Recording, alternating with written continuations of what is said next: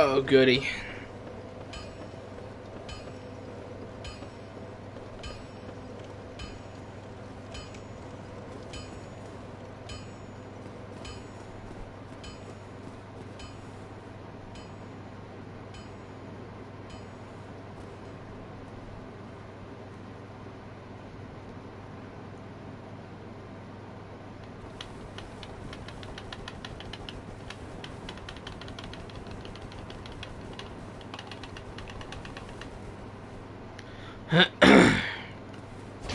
Oh, goody.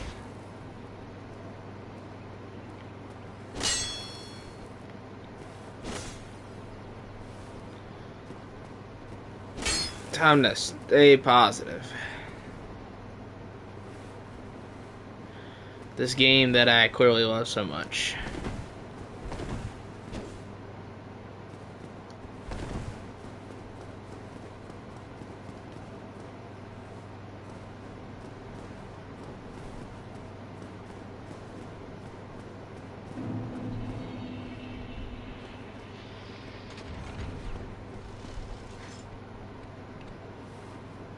That was the sound of the hunter axe being tricked. I recognize that sound.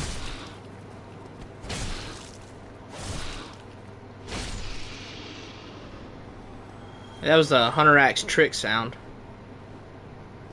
The trap made it.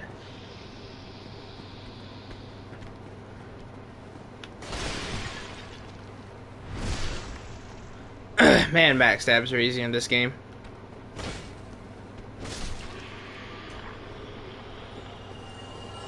Is that one of the only weapons where the R2 just combo, like where the R1 combo straight into the R2? Probably because it's an animation ripped out of Demon Souls, or it's very similar to Demon Souls animations. All of the Demon Souls weapons comboed from R1 to R2, but not all the Dark Souls weapons do that. Okay, let's not go get killed by Titanite demons. Titanite demons may be easy, but I don't want to deal with them right now. No! Well, damn. Tragic. Oh. Okay, well, luckily these are not difficult, but, like, still. You just literally stay on their left side and they can't hit you.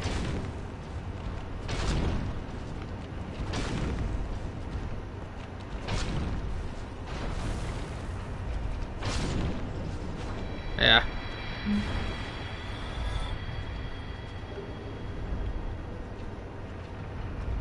Luckily, these aren't tough.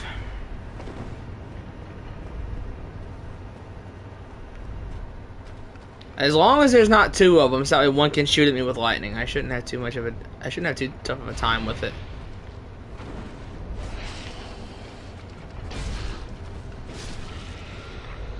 Kill you, okay.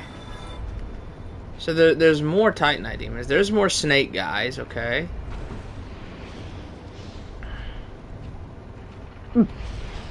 It's another Titanite demon.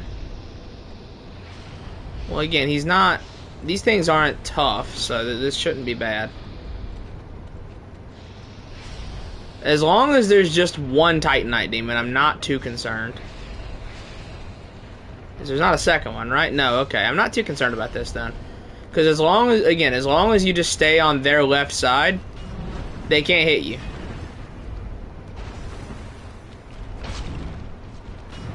Yeah, as long as you just, like, stay right over here, they just can't hit you. Oh, well, unless he does that.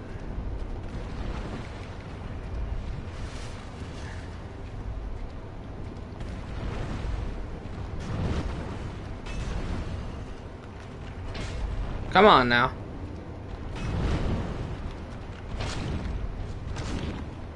Come on. Oh, come on, dude. In this tight little corner. When he jumps, there's nowhere for him to go except right on top of my head.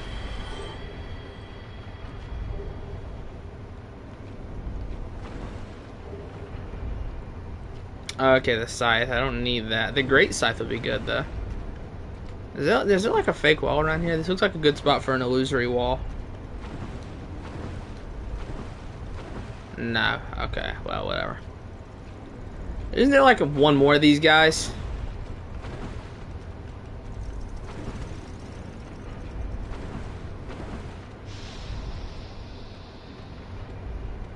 Yeah, okay, you're just gonna stay there. Okay, that's not bad. Alright, how many more Titanite demons? There's 2 in this hallway. Okay, well, if the one at the end doesn't see me, then this won't be bad. He sees me. Okay, this is bad.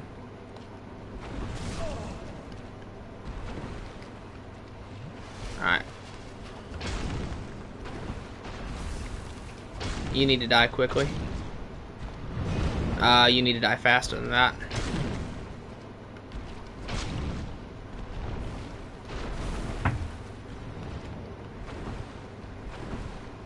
Come on, dude. Bro, do they both have to aggro onto me? If I can get one of these guys to come out here with me and away from these dudes, it'll be easy pickings. Oh, goody. Here we go. Alright, well, they're going to be doing that.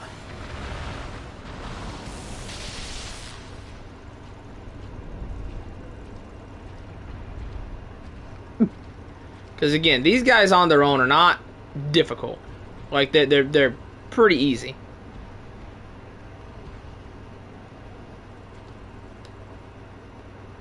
I just need him to get all the way back across the room so that way I can beat up his buddy.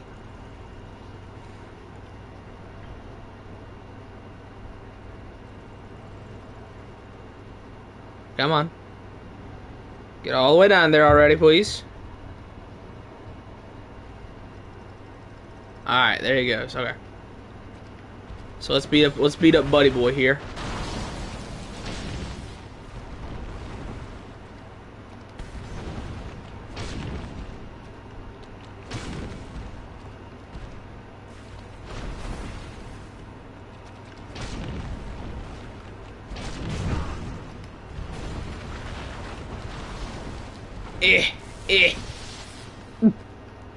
Yes, sir. Dark Souls 1. Once I kill the first one, this gets so much easier. Once I kill this first one. Because then the second one is just going to go down. No problem. I remember, like, on my first playthrough, Jackson was telling me, like, oh my god, dude, the Titanite Demon, this dude's so tough, you'll never beat him. Then, like, I think the first time I fought him, I'm like, bro, he can't hit you. I don't even know where you are. It's the bottom of Sen's Fortress. Alright. Is Buddy Boy back there? He is. Very good. Okay, that was jank. Hitbox jank. Swing. Don't know. Get off the wall.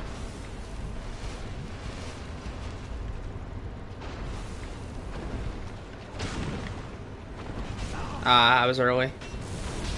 No, don't sell. Don't throw. Bro, what, the range? Hello? Bro, he's in such a stupid area. I mean, even if I kill this guy and die, I don't really care as much. Because these things don't respawn. So then I just need to run down there and kill the other one. The Rusted Iron Ring? What do you mean? I got the Fap Ring and the Havel Ring.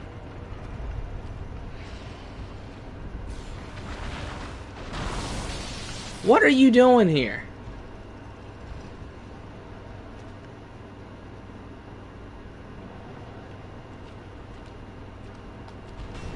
What? This stun lock is crazy.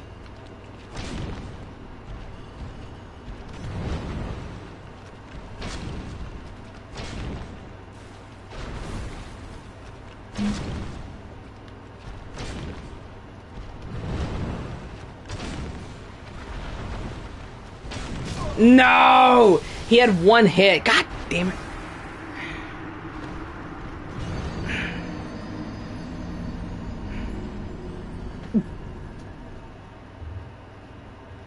He had one hit. God, I gotta go all the way back down there and kill him again. Why is that one so tanky? The other ones were not that tanky.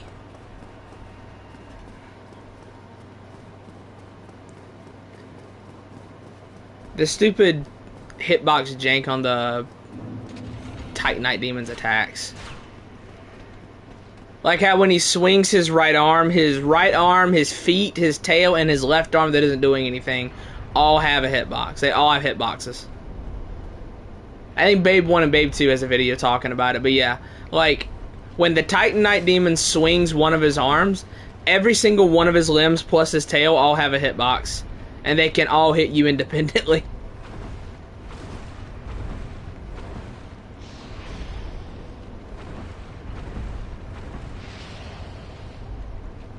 It's so stupid, man.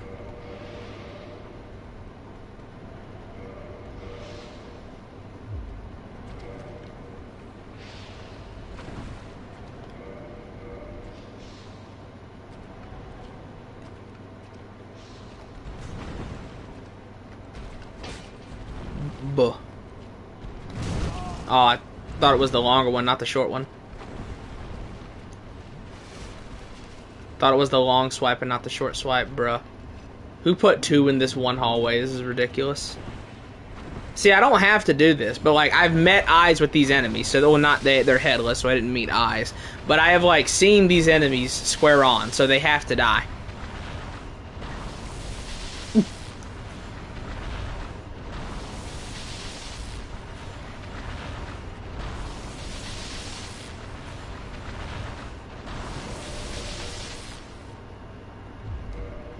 I was gonna quit out, but whatever.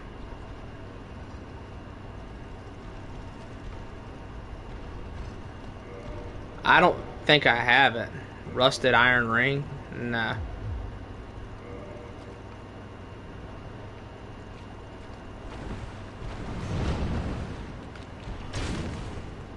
Just get right here.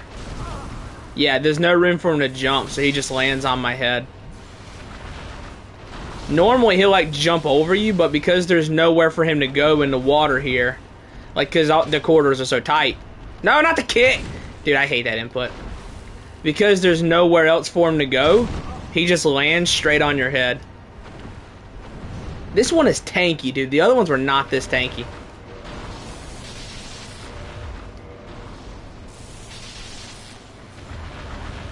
It's Undead Asylum. Yeah, it's the second. It's the second visit when you go back to kill Stray Demon.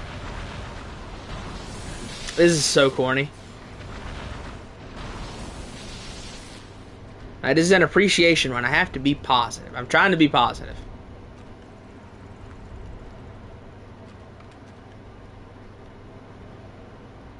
This is a game that I, as a whole, don't like, so I'm trying to be positive and like it. I'm trying to like this game, man.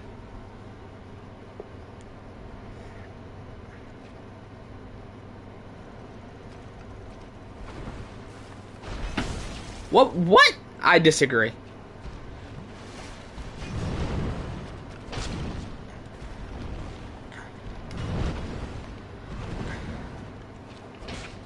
Buh.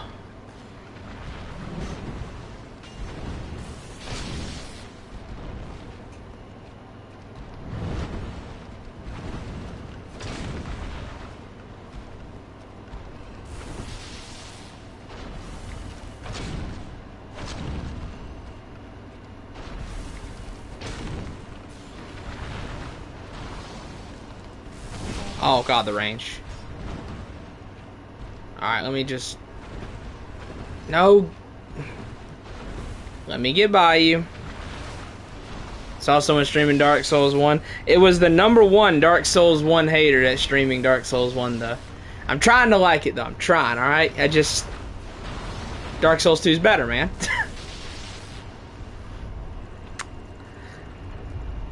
That's the goal, X-Mail. I'm doing the hardest challenge run I ever could for Dark Souls 1. I'm trying to enjoy it.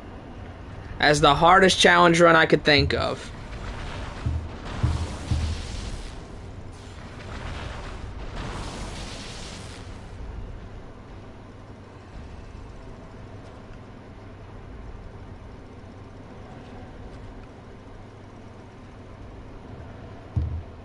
Yes, it's extremely janky, Shane. It's extremely janky. Which I love the original Demon Souls. The jank in the original Demon Souls doesn't bother me, but the jank in Dark Souls 1 is very irritating to me.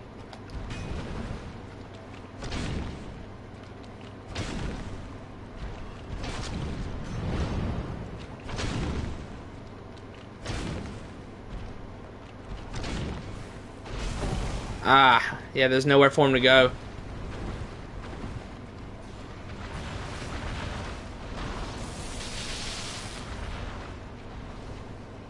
Yeah, these corridors are so tight. Nowhere for him to go when he jumps. That's why it's more complex than 90% Dark Souls 2 bosses in the base game. Yeah, sure. The DLC bosses of Dark Souls 2 are really good. Pipe down until you play the DLC below.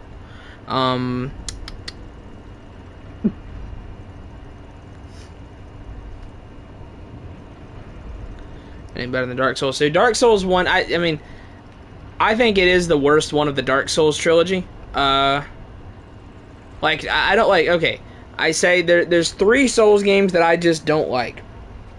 There's 3 Souls games that I do not like. I don't like Dark Souls 1, I don't like Dark Souls 3, and I don't like Elden Ring. I don't like those 3.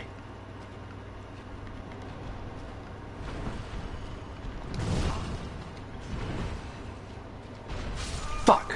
I didn't think. He never does the 3rd one. Of course, the one time I try to heal, he doesn't.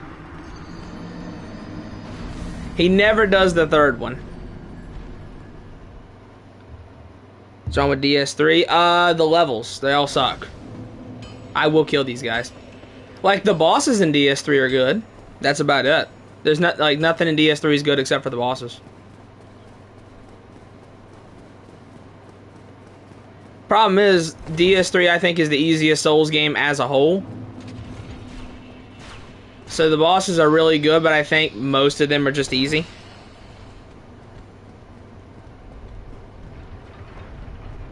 I think the game is, yeah, I would say the game is like, no, it was really well. I think Dark Souls 3 is really just ugly to look at. And I also think that the levels mostly suck. Not all the levels are bad. But most of the Dark Souls 3 levels suck. And the bosses, you know, as a whole, it's a good roster. The early game bosses are rough around the edges for sure. But yeah. Oh, what?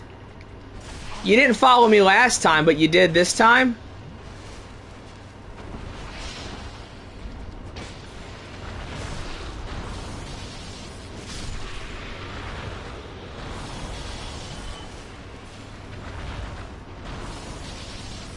So, fatigue. I mean, just don't play Souls games. That's my thing. Like, Souls fatigue. Just don't play the genre. Did we have shooter fatigue in the 2000s? I don't think we did. Did we complain that every game was a first-person Call of Duty ripoff in the 2000s? No, because it was just part of it. What did we do? We didn't play those games. Everyone feels like they have to have, like, something catered to them. Like, everyone feels like they have to have the gaming scene catered to them. So Souls fatigue has become a thing because of that.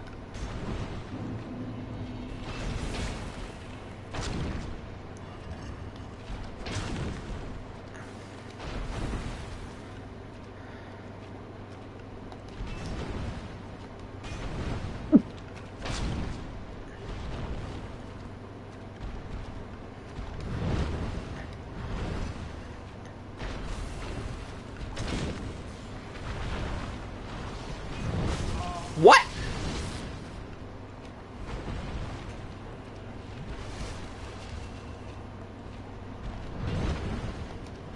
Alright, let me just back off.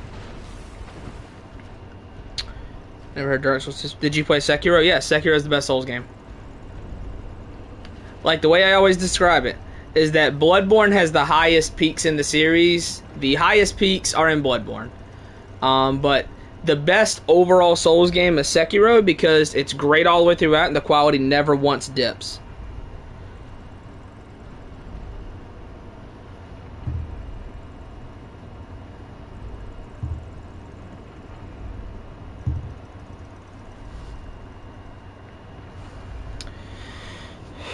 Dark Souls, yeah, it's hype and aura. I just don't like Dark Souls 3 as a whole. I think that, something I really like in Souls games is the levels.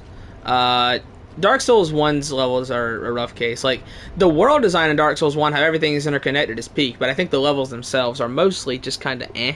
They're not very good. In Dark Souls 3 levels, it's just a bunch of straight lines. The whole game's full of straight lines. And everything's gray.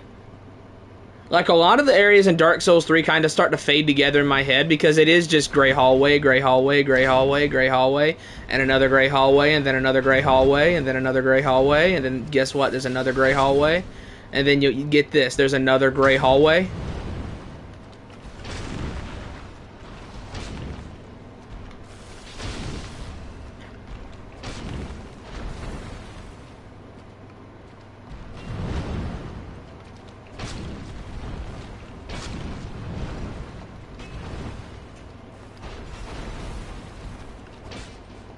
Well, how did you get over here this fast? Come on, dude. I was whooping his ass. And then, he's over here. I don't know. Dark Souls 1, I just like...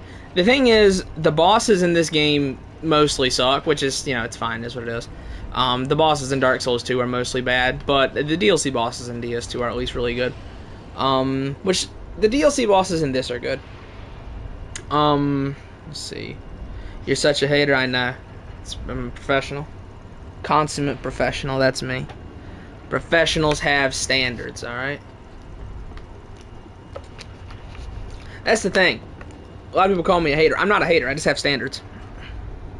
I didn't jump up and down, I didn't roll over and show my belly when they announced Duskbloods. I said, this is stupid.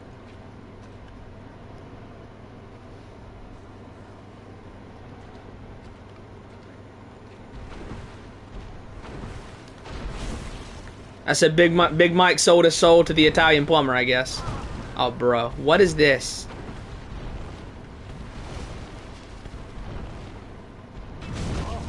Thank you, Dark Souls 1. I appreciate that, dude. I really appreciate it, DS1. Oh, those toxic mines? What do you mean toxic mines? Elaborate. Dark Souls 2... okay, listen. Dark Souls 2 is I think it's the third best Souls game. I think Sekiro is the best, then Bloodborne, then Dark Souls 2, then Demon Souls. Then, on any day of the week you ask me, I could put Dark Souls 1, Dark Souls 3, or Elden Ring next. I think those three are all pretty interchangeable. I give all three of those like around a 6 out of 10. They're all interchangeable for me. But I think that Sekiro, Bloodborne, Dark Souls 2, and Demon Souls are all just better. I think they're just straight up better.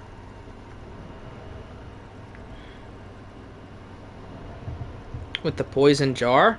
You mean Earthen Peak? I think Harvest Valley is one of the better poison areas in the series because the fog does build up poison on you quickly, but it doesn't limit your movement. You have full movement while you're in the Harvest Valley. It doesn't limit you at all. I think the Harvest Valley is one of the better poison areas in the series, to be honest with you. It's much better than like Farron Keep or something like that. Farron Keep sucks, dude.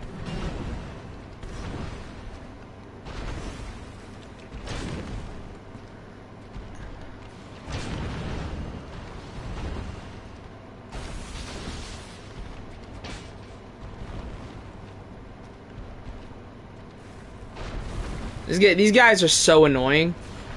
I'm telling you, once this one's dead, it's over, dude. It's over once this first one's dead. Cause then the second one, I can literally just loop around him and just bully him. Just loop around him.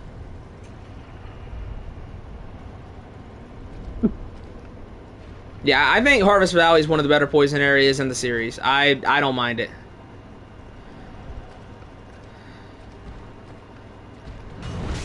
What?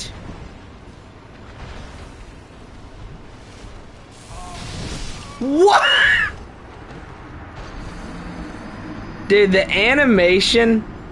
Hello, Mr. Anomaly. The animation locking in this game is so stupid. God, you get stuck in every animation.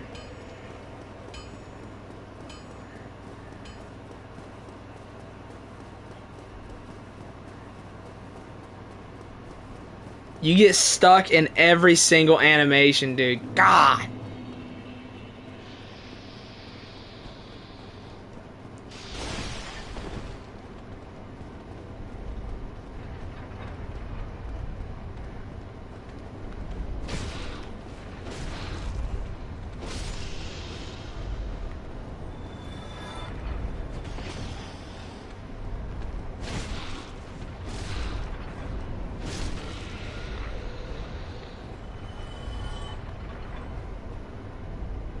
But I'm gonna have to cleanse the palate with the original Demon Souls after this run, dude.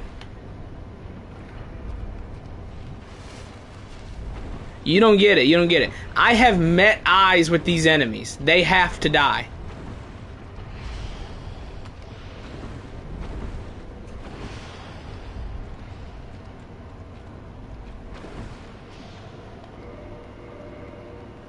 Does the Drake sword do more? If nothing else, it takes less stamina. Let's try this. I don't know what's hitting me. That's right, you can't roll cancel out of that animation. No, it does no damage. It might be worth it. Just what?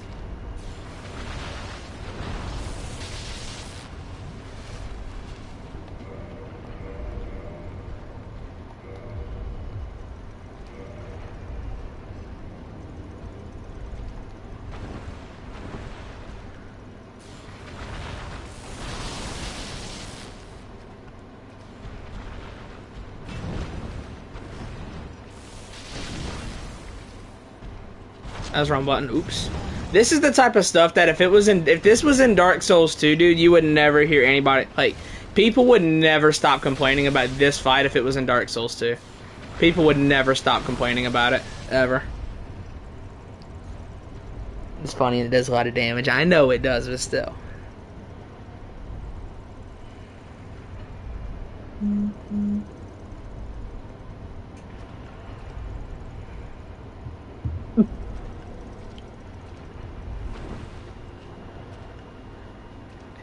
Yeah, if this was in Dark Souls 2, dude, people would not stop talking about this. There would be video essays talking about this encounter if this was in DS2.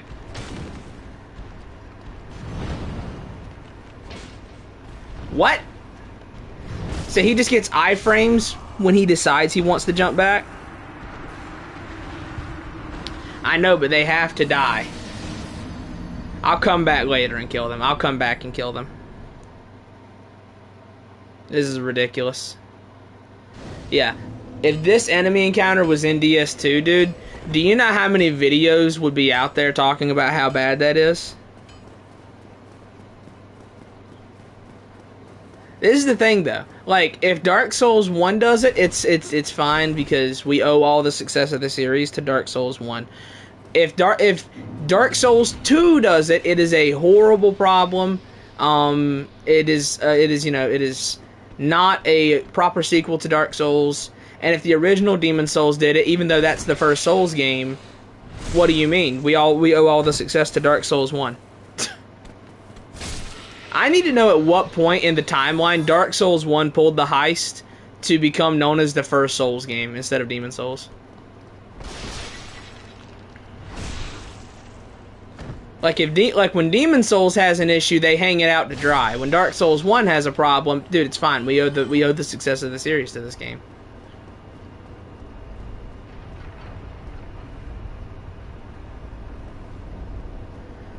The thing is, it's only bad if it's in Dark Souls 2, Demon Souls, or Bloodborne. That's the rule these days.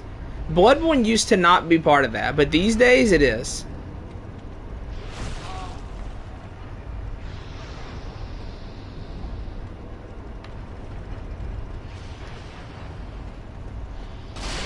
If something bad is, like, the thing is, every single Souls game just has, like, a handful of things that suck. That's just the way it is.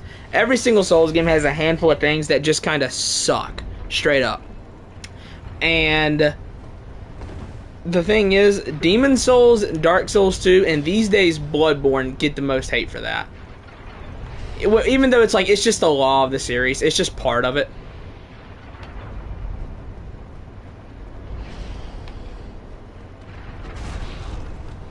It's not like it's not a huge deal. It's just something with every single game in the series.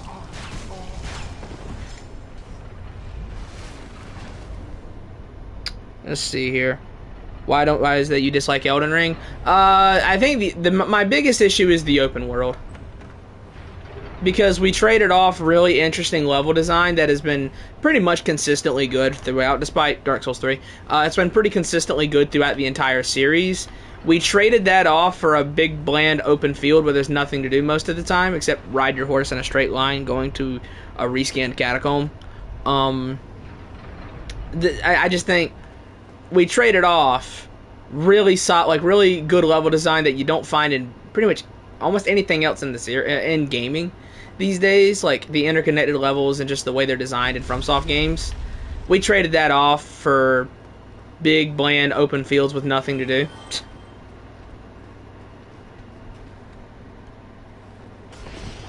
I think some of the bosses are just kind of stupid. Like, I think that, there's a way to do delayed attacks, which is good, which is like how Mohg does them. Mohg has good delayed attacks, because he's swinging a giant trident.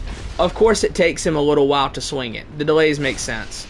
But when, like, Godskin Apostle is swinging a skinny little stick, and he steps to the side, spins, twirls the stick, pulls it over his head, rears back, pauses for a second, and then swings. That's like 4 or 5 different tells of when an attack could come out, and none of them are true. Like, at that point, it doesn't feel like it's a proper delayed attack. It feels like it's... Like, it feels like it's... It feels like the boss knows that he's in a video game, and that he's trying to trip up the player. Like... That's what it feels like. It doesn't feel good. It doesn't feel organic. It feels like the boss knows that he's in a video game.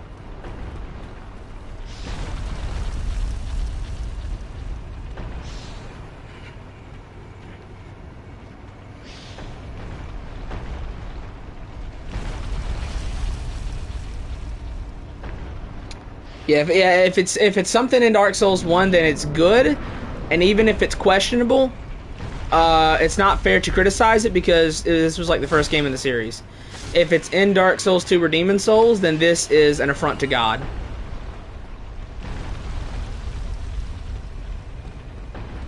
Why doesn't it trigger if you step on it?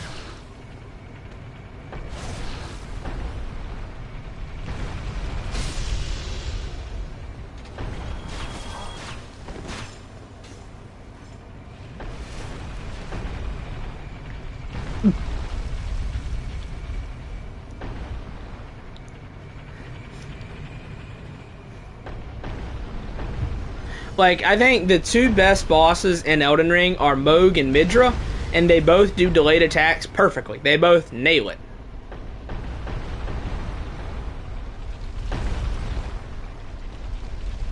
Mohg and Midra are the best bosses in Elden Ring, and they both nail exactly how they should handle delayed attacks.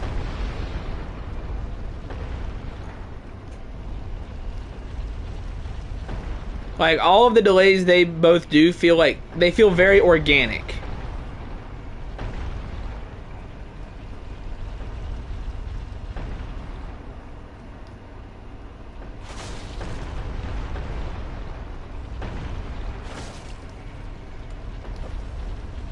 Oh, thank you. Thank you, Dark Souls 1 Jank. Appreciate it.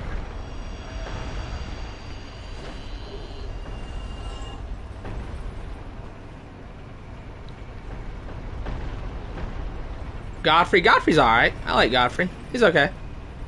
He's a good boss. I know I saw like a video, I think it was from Mauler.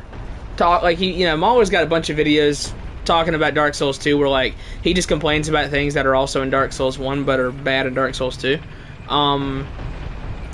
Like, I know one thing he really picked at was when you backstab enemies in Dark Souls 2, sometimes like, the backstab point doesn't match where their head is looking. So like you backstab them at kind of an awkward angle. And it just kind of looks silly. And he says, that's a big problem in Dark Souls 2.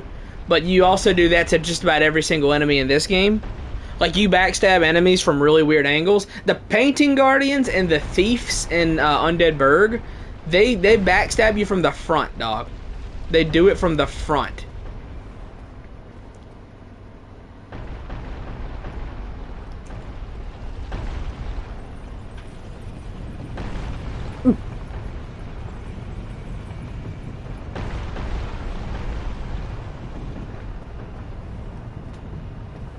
Hey, Siegmeyer.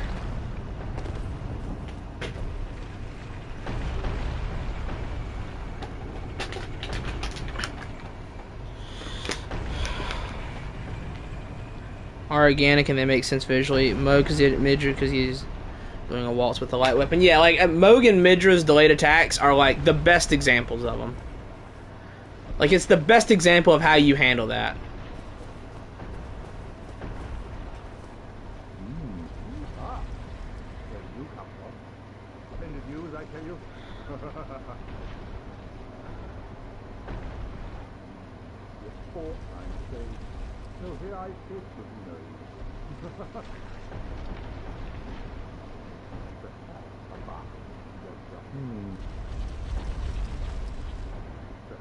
Okay, nothing else. Alright. Yeah, I think Elden Ring's Legacy dungeons are pretty good. And like I said, it's got some really good bosses. You know, it's got some bosses that are really good in Elden Ring, for sure. I'll never say otherwise. But I want that item. Like, for every really good boss in Elden Ring, there's always, like, a magma worm. Like, for every really good boss in Elden Ring, there's a magma worm. There's an ulcerated tree spirit.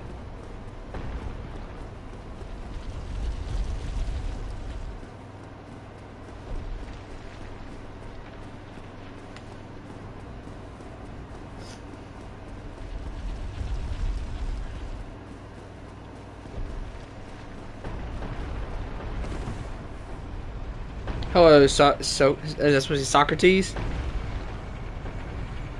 That's of all time. I mean, Midra's not that tough, but I mean, I don't think that's a problem. I don't think a boss needs to be difficult to be good.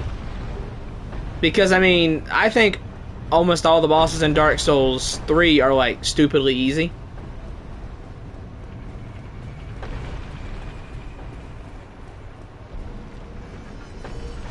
Like, I do think Dark Souls 3 is the easiest Souls game. I do. I never got mad at Millennia, you know? I really didn't. On my first playthrough, Millennia killed me 115 times. I never got mad.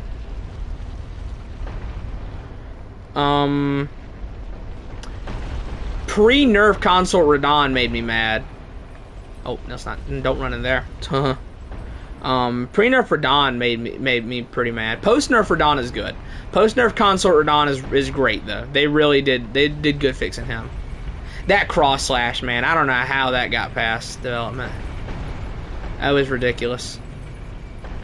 Literally undodgeable unless you're just rotating him clockwise the entire time, and even then you might just get hit anyway.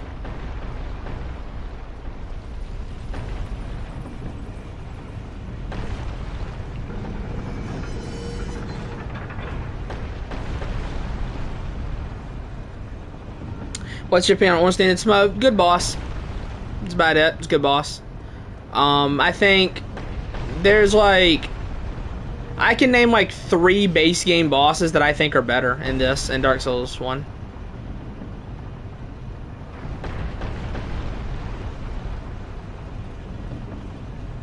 Like, in Dark Souls 1, I would say I prefer... Like, I prefer Iron Golem, I prefer Bell Gargoyles, I prefer Quelaag. What else?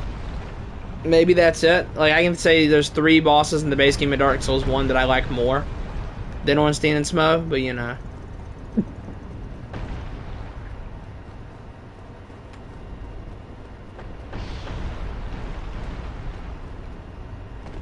Okay, so this is just where I came from. Nothing. There's nothing here. There's nothing here.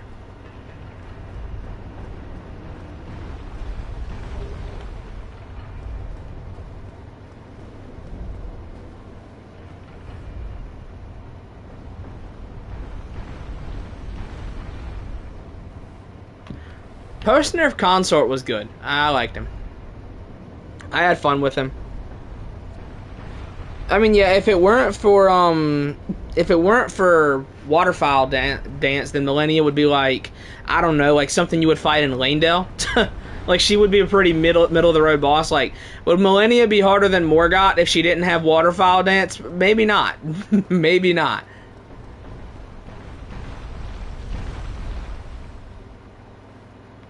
Okay, that is a fall leading to a painful death. I don't remember where to go. Slight problem. I don't remember where to go. Let's see here. Quail, that's an interesting choice. I mean, yeah, but the areas don't have anything to do with the boss. See, that, like, I never understood, like, counting the areas or the boss run back in your assessment of the boss. I never understood that, you know?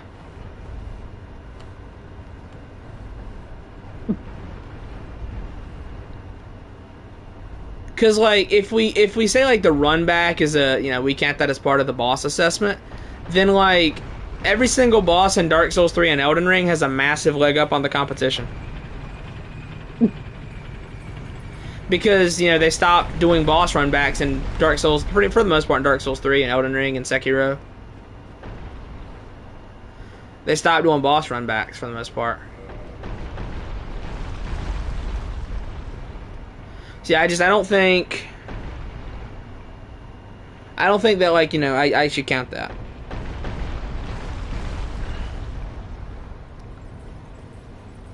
I mean, yeah, the boss run backs can be painful for sure, but I don't include them. Like, even in my boss ranking video I made, I didn't rank Ludenzalen worse because of their boss run back. I just didn't do it. They still didn't go very high because they're not a good boss, but, like, I didn't put them lower because of their boss run back. I didn't do it. Ow. Oh, you gotta be kidding me.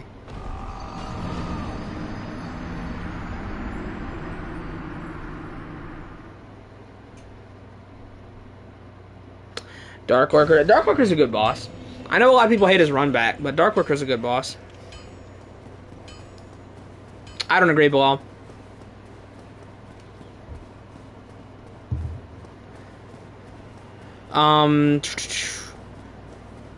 Like, having a lower opinion of a boss because of a run back is a sign of a weak mind and even weaker character, chat. What can I say?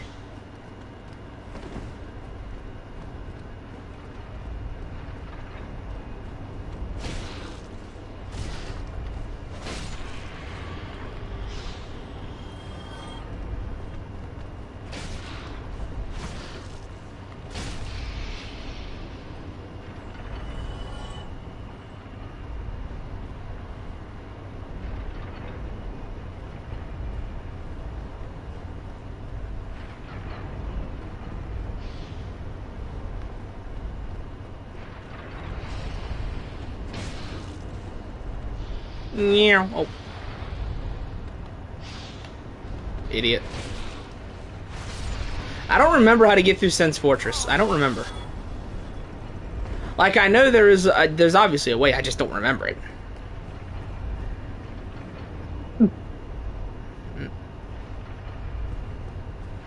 I don't think so at all, no.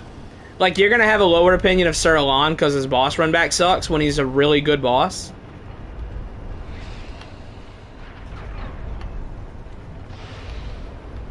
Like, as good of a boss as Sir Alon is, you're gonna put him lower because his boss run back sucks?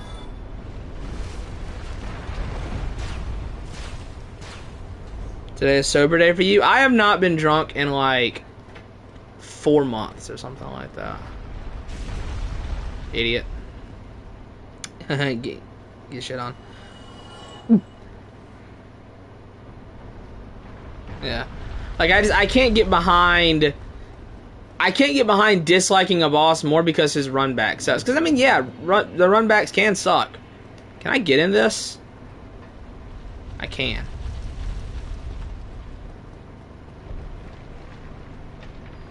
The master key, the tech bits, the holodisc, and my master key. That's a reference. Nobody's gonna get that. That's a very obscure reference.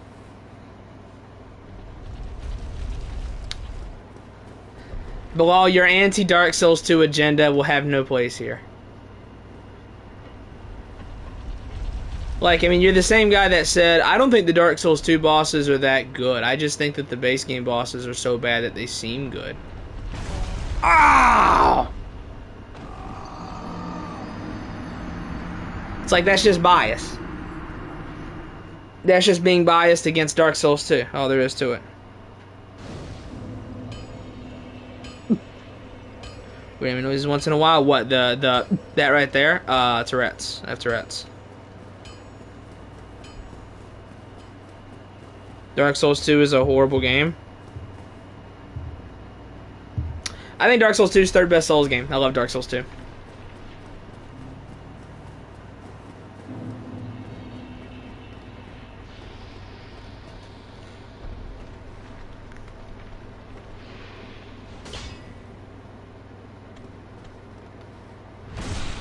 There are very few issues in Dark Souls 2 that are unique to Dark Souls 2. The only one I can think of off the top of my head is manual attack aiming. That sucks. It's annoying, it's janky, it's clunky, doesn't feel good. But that's like the only one that's like unique to Dark Souls 2.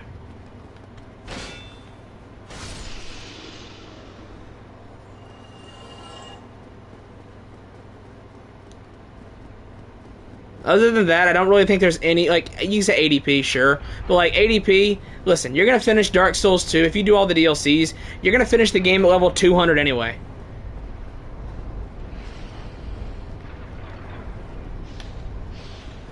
Put 20 levels in ADP, never think about it twice. You'll finish the game at level 200 anyway. Boo-hoo.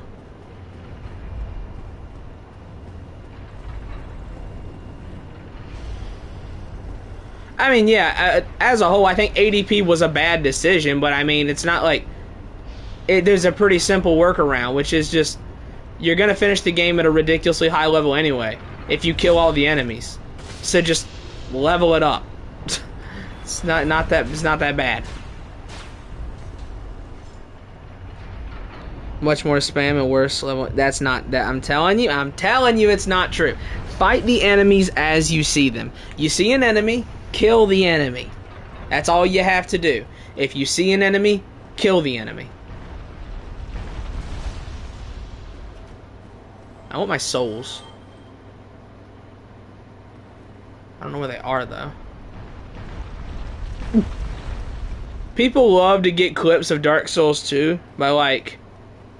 by, like, you know, run around, aggro every single enemy in the area, and then just, you know... run around, aggro every single enemy. Can I open this? Oh, thank you, iframes. Yeah, aggro every enemy and then get a good clip when they all kill you at the ladder. That's what a lot of people love to do. But it's like, kill the enemy as they show up. And then you don't have this problem.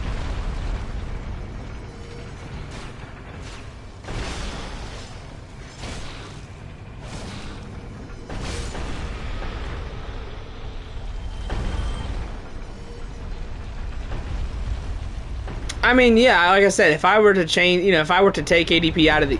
If I had the option to take ADP out, I would. But, like, I don't think it's a huge problem that it's there. I don't think it's a big problem. There's 100 things in Dark Souls 1 that annoy me more than ADP does in Dark Souls 2.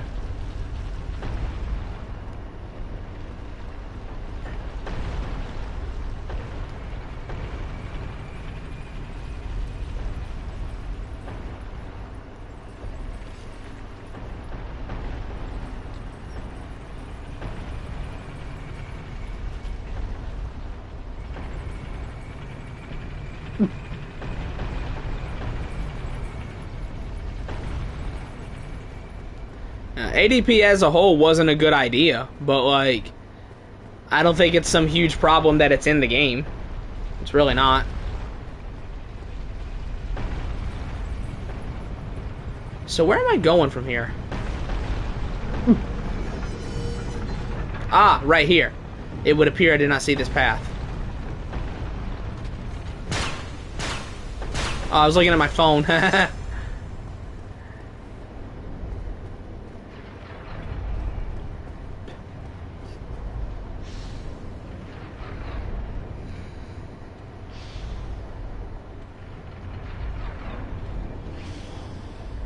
See, I get that. I'm gonna call you Socrates. I'm assuming that's what it is. I get that, Socrates, but like, the thing is, I feel like, okay, this is my, like, not really a defense for it, but this is like my reasoning.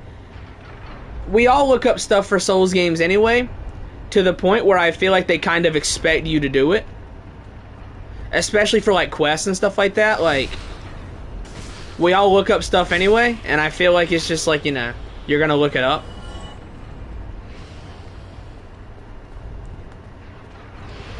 That's not really a defense, more along the lines of just like, just something that we all do. Like, every single Souls game has got something that you're just gonna look up anyway. So like, ow. Ow. Like, you know, something I can say for sure is like Elden Ring's quests. You know, you might see an NPC in Elden Ring at the start of your run, see him again 60 hours later, never see him again. We look up what to do. So it's not really a defense, more on the lines of like, I don't think it's that bad, because like, you know, we all just look up a bunch of stuff for Souls games anyway, so like, yeah, just look up what the problem is. But it is a problem. Again, I'm not saying ADP isn't an issue. I'm not saying ADP is good. I'm not saying anything like that. I'm just saying, you know, I don't think it's the worst thing ever.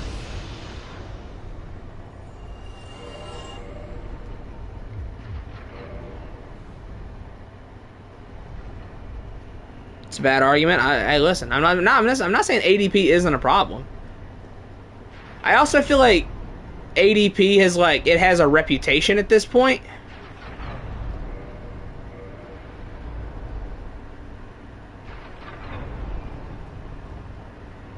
Like, Dark Souls 2 has a reputation for ADP at this point, so most people are gonna just know about it. That said, it is bad that it doesn't explain it to you, but yeah, I don't think it's too terrible.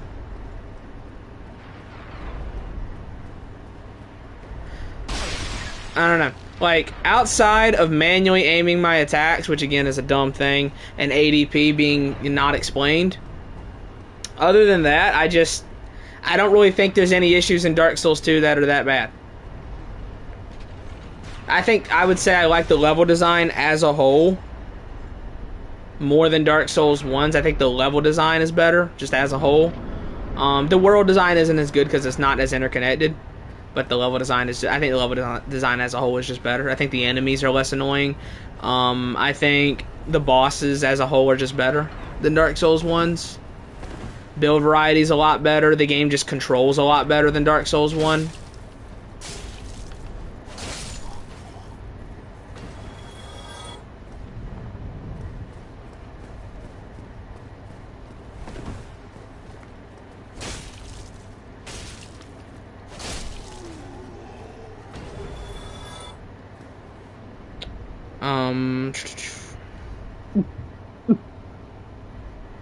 Just beat Dark Souls 3 and play DS1 today. I'm sorry to hear that. First only DS1, I know I didn't receive moving around requests. Let's see. He had a hand in improving it. Big Mike was Big Mike was not involved in Dark Souls 2. Dark Souls 2 had one director like when it was initially in development, and then it was later taken over by Tanamura, and Tanamura ran the show. As far as I am aware, Big Mike had nothing to do with Dark Souls 2.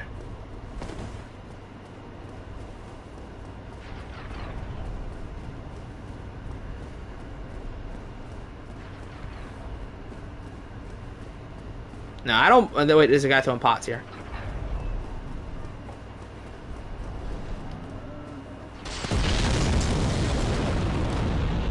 Get that? Yeah, Big Mike didn't have anything to do with Dark Souls 2. That is gold. Yeah, because people call him Michael Zaki, so I call him Big Mike. That's loud.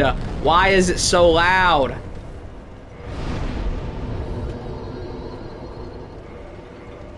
Yeah, and people call him Michael Zaki, so I've always just called him Big Mike.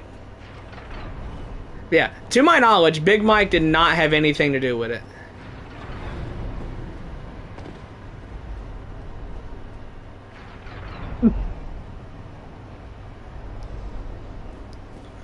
Dark Souls 2 was made fairly quickly and was cut apart and put back together a couple different times under 2 different directors.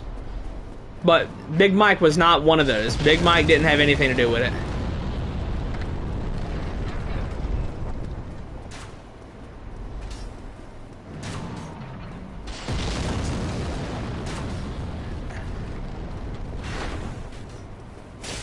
Bonk. Bonk. Bonk. Bonk.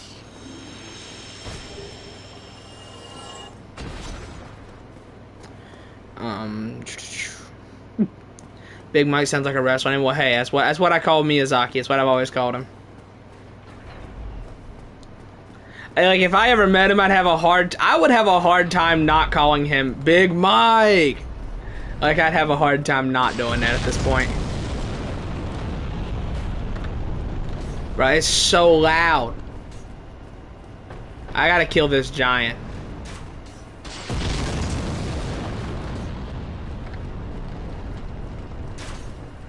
Take my leave to read, take care of everybody, do anything I wouldn't do, try to have fun. I will try. That's the goal, Where's the key? Oh wait, doesn't Dude Bro have the key?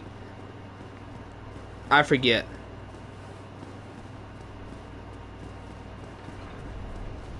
Or is that the key? That might be the key over there. Let's kill this dude first, and then we can worry about the key.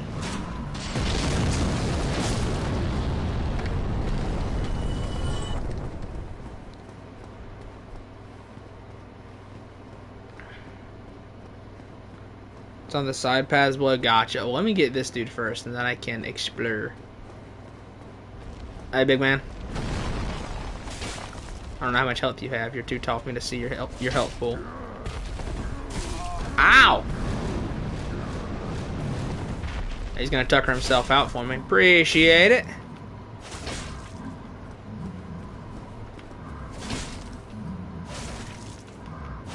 There we go. Thank you. Alright. That's gonna make traversing this area a lot simpler. That's Iron Golem. Let's not do that right now.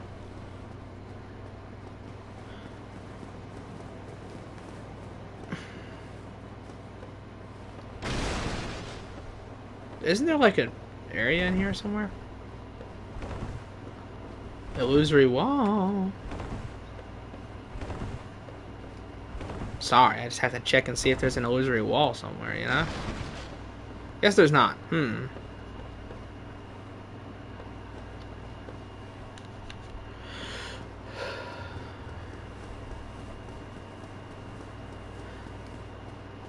So yeah, I got, like, when it comes to Souls games, I'm the guy nobody agrees with. I don't know why. Like, listen, I'm the guy to say that World Tendency was never that bad. That's me. I never thought it was that bad. I never found it to be intrusive.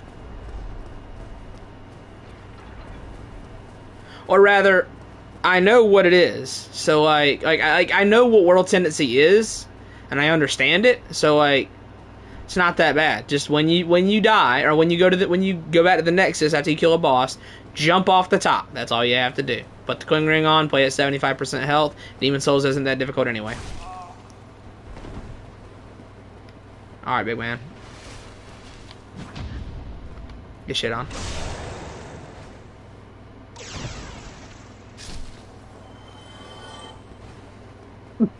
Yeah, I'm the guy nobody agrees with, you know. That's me. Nobody likes what I have to say. People find my hot takes entertaining, but nobody likes what I have to say. You know? I say Black Dragon Calamete's the best fight in this game. Nobody likes it. I say Artorias is a good boss, but he's not really anything special. Nobody likes it. Ornstein and Smough are pretty alright, but I don't think there's anything special about them. you know?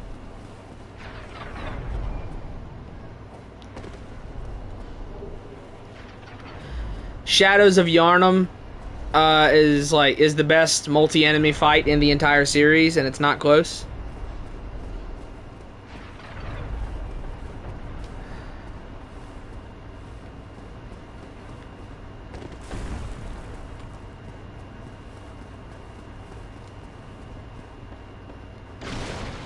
What's up, big man?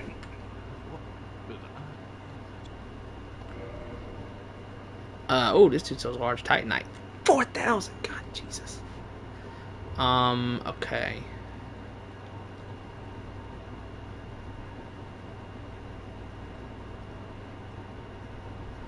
You got anything for me? No, nothing I want.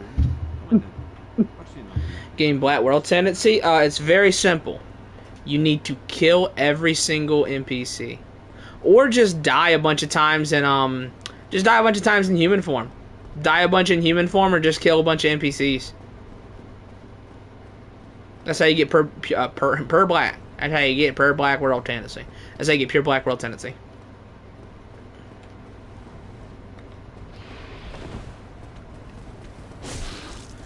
Yeah, I love the original Demon Souls though. Like, I love it.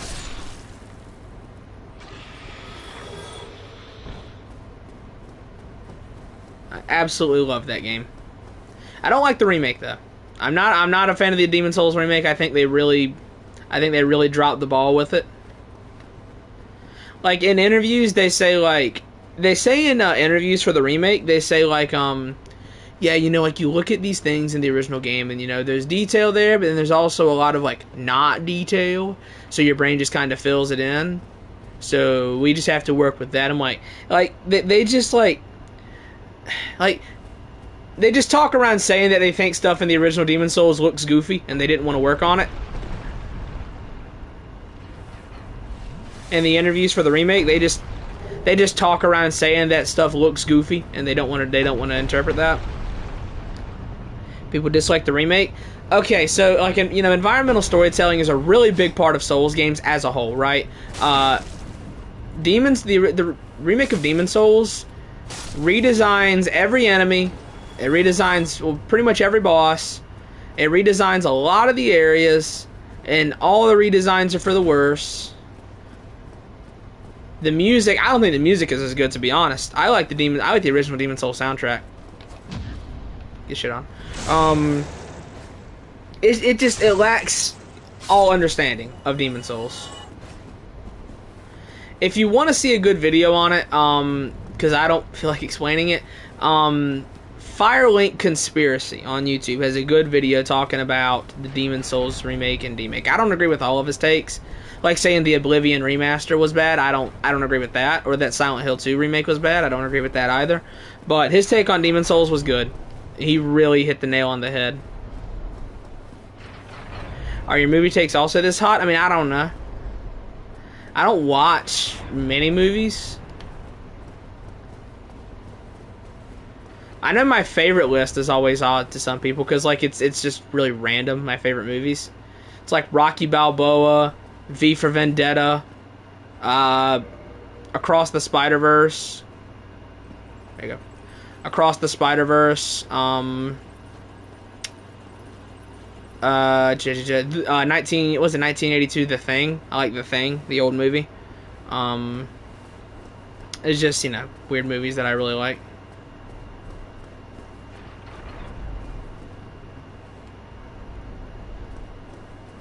Just a really odd assortment of movies.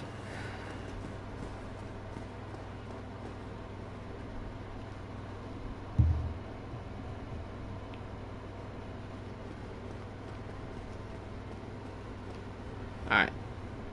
This is probably like, this is gonna be the last, like, I don't know, Ornstein and Smough is a good boss. This is one of the last good bosses in the base game. After this and Ornstein and Smough, it's all downhill.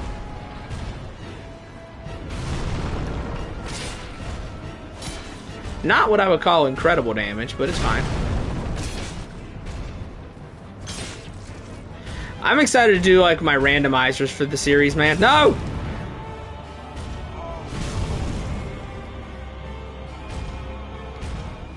Because, like, at the end of this month, I'm gonna upgrade my PC, and I'm gonna do randomizers on the entire series, and I can't wait to do it.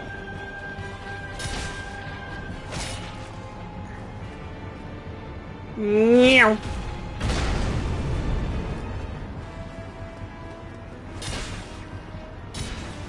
Across the Spider-Verse, the ending sucks. I mean, it's just like, it's a cliffhanger. That's all there is. It's a cliffhanger. Yeah, I love V for Vendetta, man.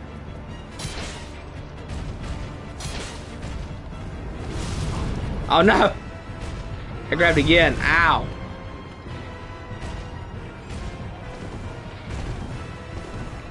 Meow.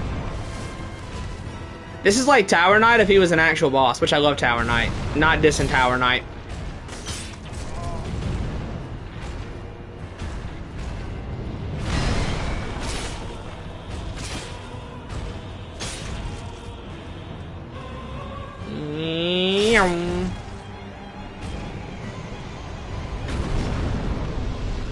Nice. Alright. Let's go up to Anor Londo. Best area in the game time. It's all downhill after this. Well, not really. Painted World of Ariamis is good. Then the rest of the areas are all downhill.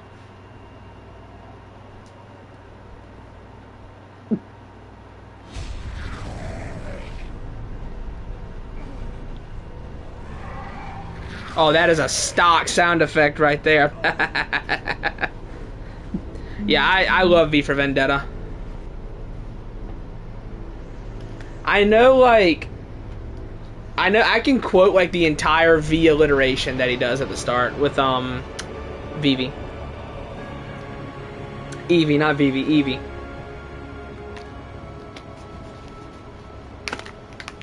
I can quote that entirely. I already told you, Matone, I have Tourette's. It's a twitch. It's a twitch. It's a tick. I have, like, facial tics and stuff like that I do, but, like, you can't see that.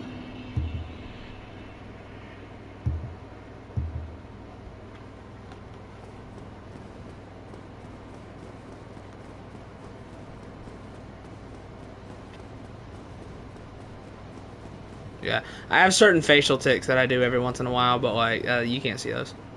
What's the deal with the Giants of Anor Londo? I think Firelink Conspiracy made a video talking about this, but I don't really remember.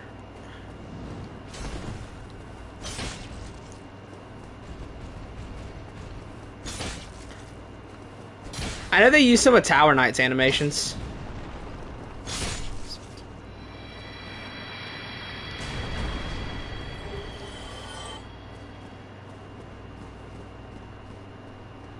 Oh. Hey, fellas. Can I just aggro one of you real quick? Yes, I can. Nice.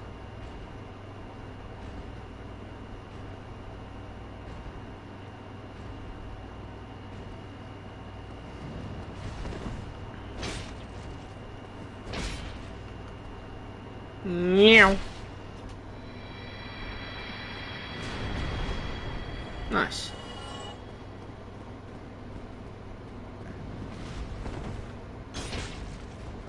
This is definitely the best area in the game. Not close, man. Anor Londo is goated.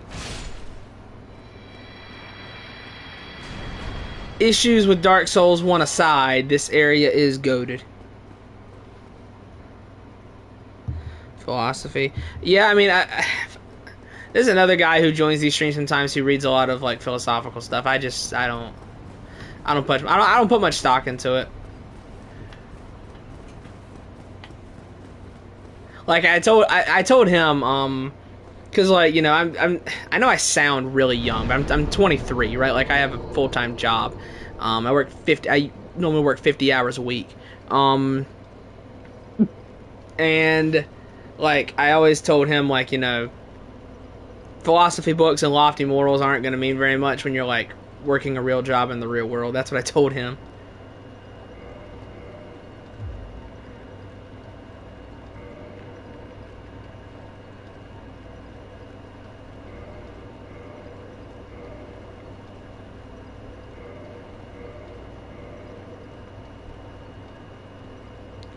I watched all those once, I watched all those Pirates of the Caribbean um, movies once when I was playing Kingdom Hearts for the first time, or not the first time, and I like came back to the series like 10 years later.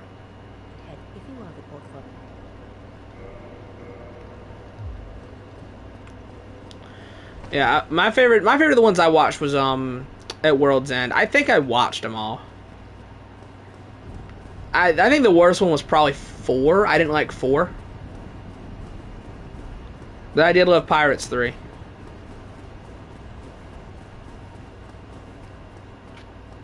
Ah, oh, this area, man. This is what I'm talking about. Like, listen, I have my issues with this game, but like this is I just put like, let's see, I just put up like my world, not my world, thinking of Kingdom Hearts. My area tier list. I did a stream for it a couple days ago, and this area was number 6 in the series for me.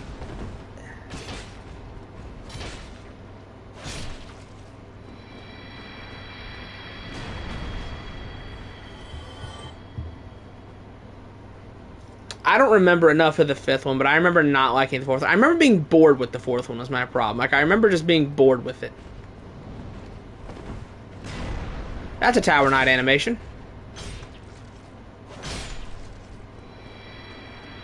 That's a mimic. That is not a mimic. Okay. Let's kill the mimic chest.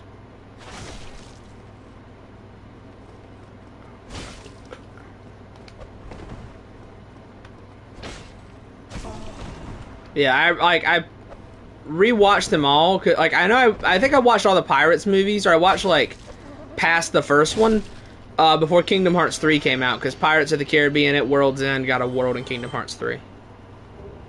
So that's why I watched those.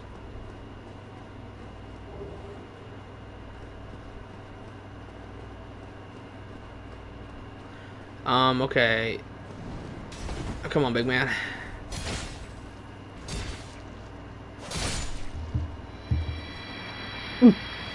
I mean, yeah.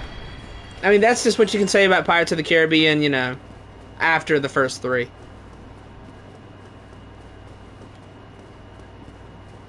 Isn't there like a golden wall up here? Yeah.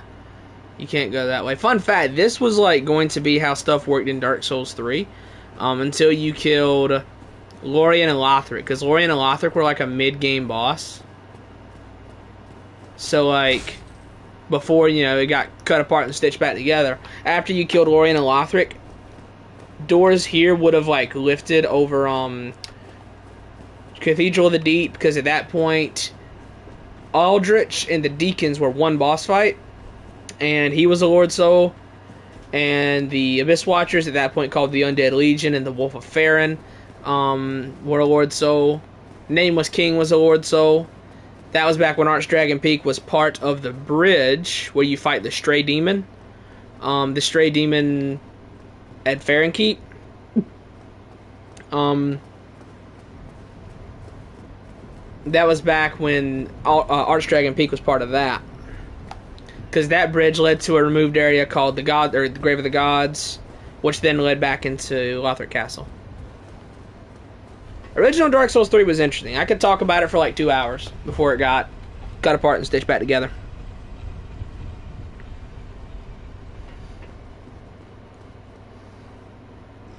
Starting with Elden Ring, gonna work your way back. I mean, Elden Ring is the most accessible, so I can't blame anybody for starting with it.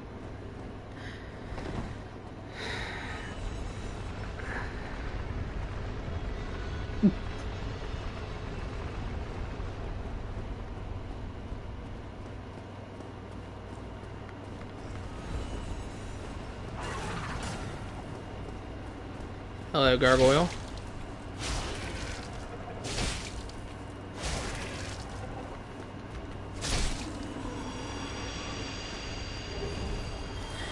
Yeah, finding out about OGDS3 Shane was a lot of like looking back through old leaks that were then verified later after the game came out and Lance McDonald got his hands on like alpha builds of the game. It was a lot of that, and what those people said, and that Lance could verify some of their claims, which I think means that, you know, just because it wasn't in the build he played, or the build that he had access to, doesn't mean that it didn't exist. Let's see. Don't learn about Dark Souls after that. I'm not a fan of Elden Ring personally, but hey, I'm not going to tell anybody what they can and can't like. Elden Ring is the most accessible, so I don't blame you for starting with it.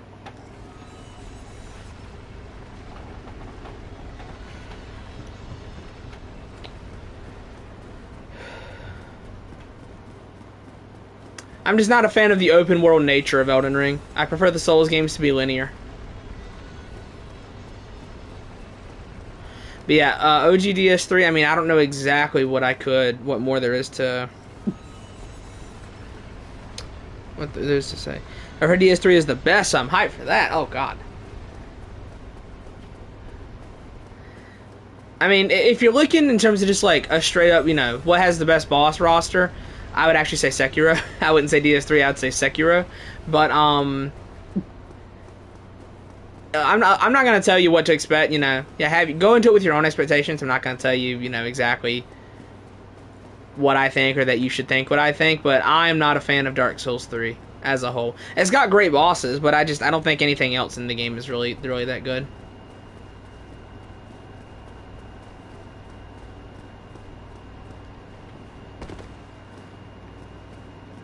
I think it's pretty much just the bosses in Dark Souls 3 that are good.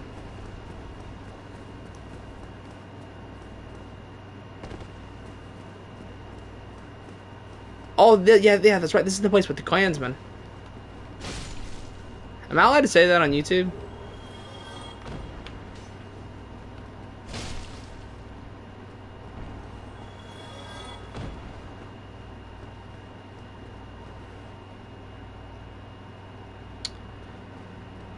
I mean, I do consider it to be a Souls game because the level design is fairly similar. It's just more vertical. You have bonfires that you rest at and travel between. You have an Estus flask that you upgrade the exact same way you do other Estus flasks, and it refills when you rest at a bonfire. The controls are all the exact same. Like, if you really look at it, Sekiro is technically more Souls-like than Bloodborne. I think Sekiro is a Souls-like. It's not a Souls game, it's a Souls-like. But because it is a Souls-like created by From Software, then it is counted as a Souls game.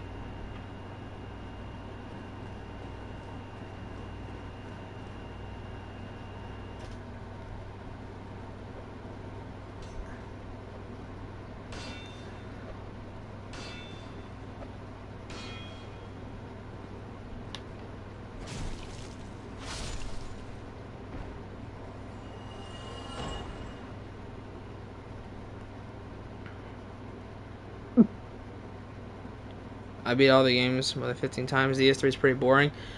I haven't beat all the games 15 times. I've beaten Dark Souls 1... idiot. I've beaten Dark Souls 1 3 or 4 times. I've beaten Demon Souls, I think 7 times in total.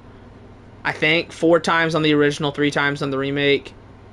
I've beaten Dark Souls 2 4 or 5 times. I've beaten Dark Souls 3 4 or 5 times. I beat Elden Ring 3 times. I've beaten Bloodborne 34 times. And I beat Sekiro over 20 times.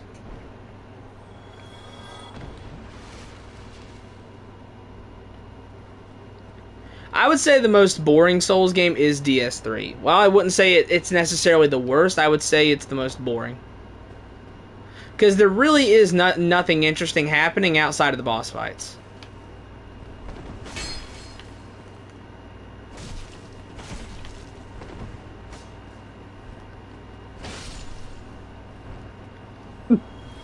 Including Orphan of Kos, of course. Mama didn't raise no female. Of course I beat Orphan of Kos.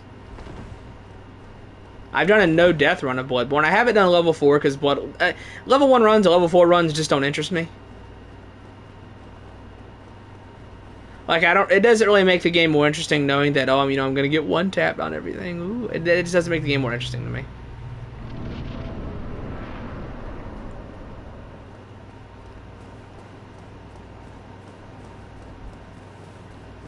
Yeah, it just like that doesn't make the game more interesting. Like, I prefer to do challenge runs that are like gonna kind of change the way I play. Like, I did gun only in Bloodborne, that was fun.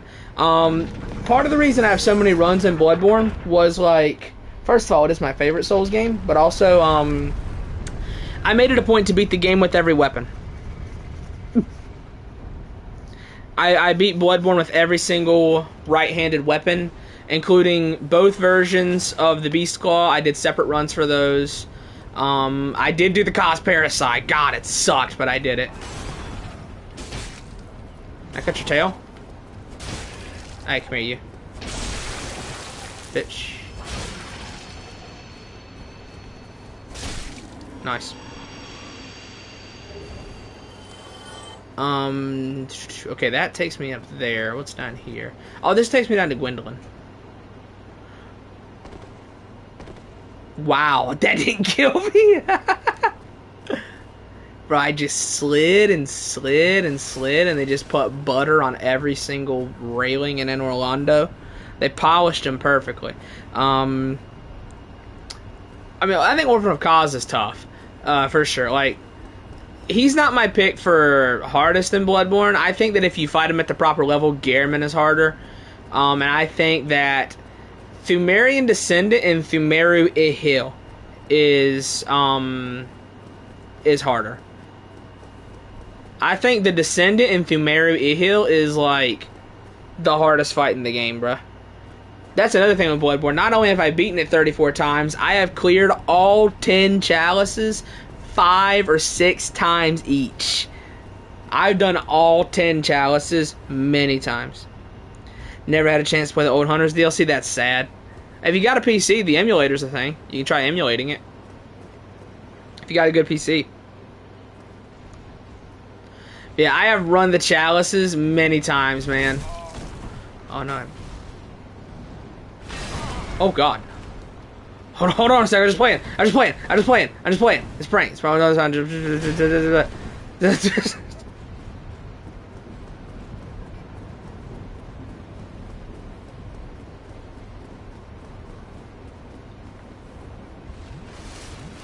Try that again.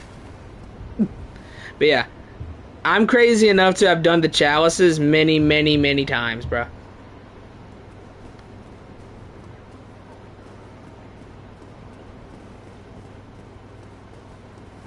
Yeah, I do still think Old Hunters is the best DLC overall for Souls.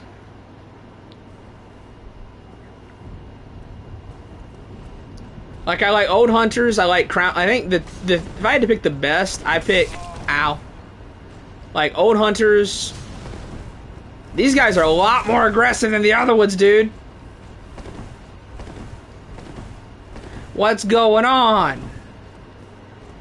Did they lobotomize the other ones? Shadow of the Erdtree is good. My issue with Shadow of the Erdtree is, like, content issues as a whole. But, like, I do really like parts of it. Like, one thing I think Shadow of the Erdtree nailed really well was, the world design. You know, while I think that, you still had content issues, like how you could saw off everything outside of Gravesite Plain and Shadow Altus, and the only thing that you'd lose out on is boss fights. Like, outside of that, what made it more interesting was how you could traverse the world. Like, they made it interesting to traverse the world. I felt like a big legacy dungeon. Like, I had to think about how to get from point A to point B. Like, it wasn't like the Lands Between where you see something and you just ride on your horse. Like in Liurnia, you see something on the other side of Liurnia. Alright, I'm going to get on my horse and I'm going to ride in a straight line for 5 minutes. And when I get there, it might just lead to a reskinned catacomb. Like, in Shadow of the Erdtree, you see something and it takes forever to figure out how to actually get to it. And that was just so much more interesting. That was so much more interesting than the Lands Between. Shadowkeep, yeah, I mean, if you look at my tier list I put up a couple days ago, Shadowkeep is in, like, my top 5 best areas in the series.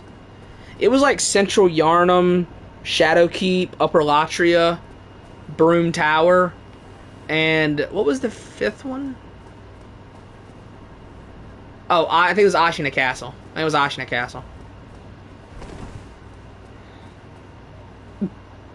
Yeah, Shadowkeep is peak.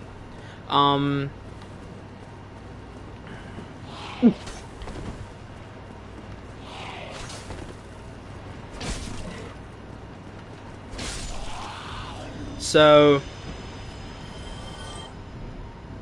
I think that Shadow of the Erdtree, I think, is like maybe third or fourth best Souls DLC.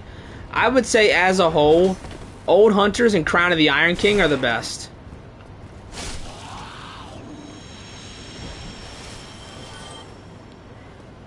Crown of the Iron King was so fire, man.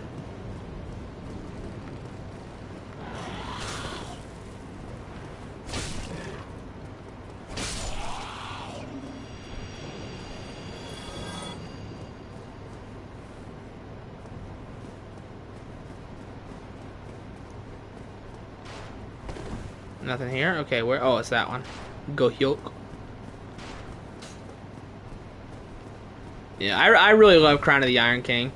Which I don't think any Souls DLC is bad, except for Ashes of Ariandel.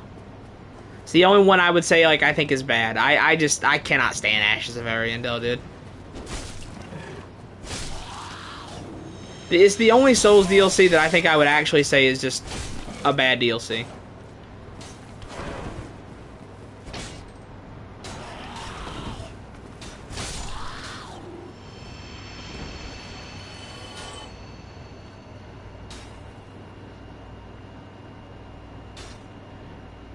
I don't think they're that bad. I really don't. Like, by the time you get to Broom Tower, you should be strong enough to, like, two-shot them anyway. I think there's, like, the only time I think that the enemies were ever annoying in Broom Tower was, like, there's one area where there's a statue of Nadalia, and then there's a big dude there, the dude with the big club.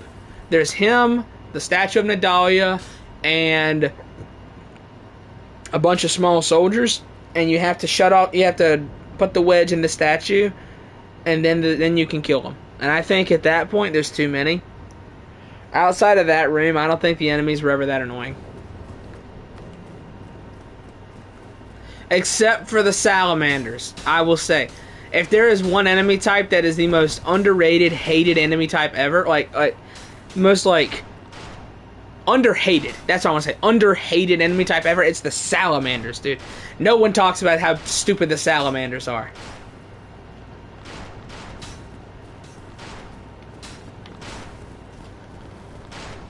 The salamanders are the worst.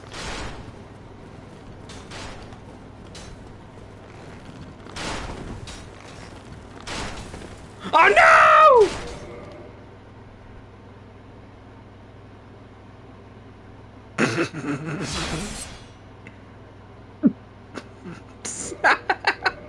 Oops. Oops. No! I'm trapped. I'm trapped. There's nothing I can do. There's nothing I can do.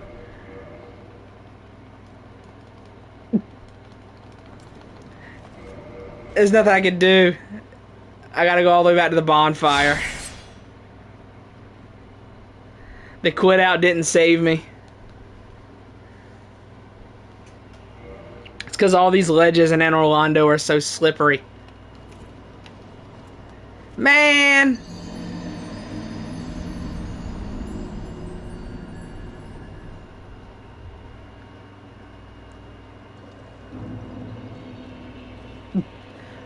Yeah, I mean, like, Dark Souls 2 never really made me rage. That's the thing. Like, I don't usually get that mad in Souls games anymore.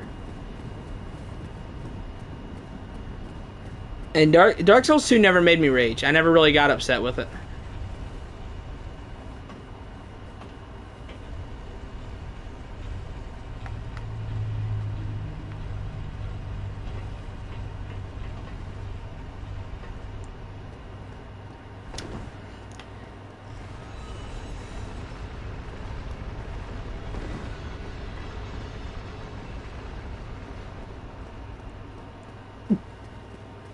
Yeah, like, I don't know. I used to get kind of mad at Souls games, but, like, I don't know. I feel like over time it just doesn't happen anymore. There are some things that make me mad, like, pre-nerf Radahn made me mad. Like, I don't really get mad at a Souls game unless I really feel like... Unless I feel like I'm losing for nothing. Like, unless I feel like something is, like out of my hands. like a situation that I'm losing is out of my hands. Like Radahn's cross slash made me mad. I was genuinely getting really heated at that because again, it was just like it was just a move that like it's almost like there's a very specific way to deal with it, and even then sometimes it doesn't work.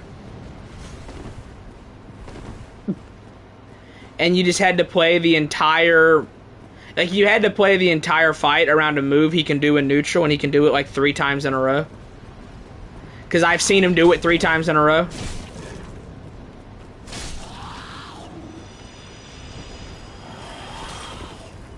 Like, Waterfowl Dance never really made me mad. Because, like, it's the ultimate attack, right? It's the quote-unquote desperation move. Like, sure, she can do it pretty often, but, like, it never really made me mad or anything. Whereas, like, the cross slash was a move he can do in neutral and do it 3 times in a row. He can do it as many times in a row as he pleases. So, like, that's why cross slash made me mad.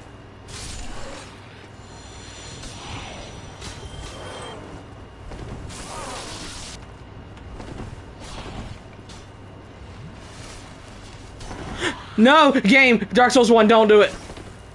I about shit myself. What? Hit him! Jesus!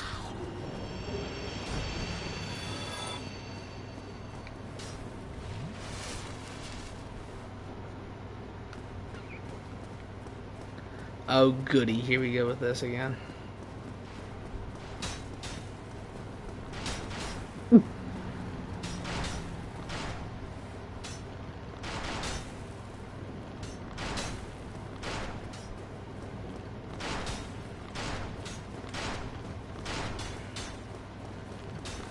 For the most part, I never found the Enter Orlando archers to be nearly as annoying as everyone says they are.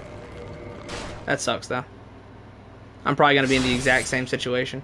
I should have just dodged. I don't know why I tried to block it. Because with great arrows, like you step back when you get hit by these. Probably same situation as before. Yeah. It's fine. It's not a long run back.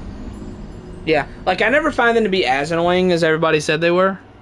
Like, I just need to dodge the arrow and not block it like an idiot.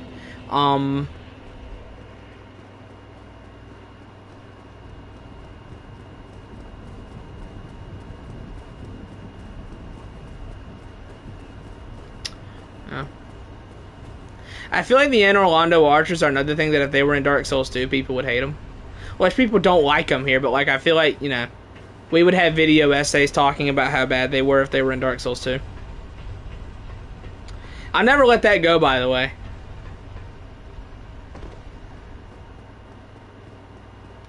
Like, there's a lot of really annoying enemy encounters that if they were in Dark Souls 2, they would be made out to be a lot worse than they are.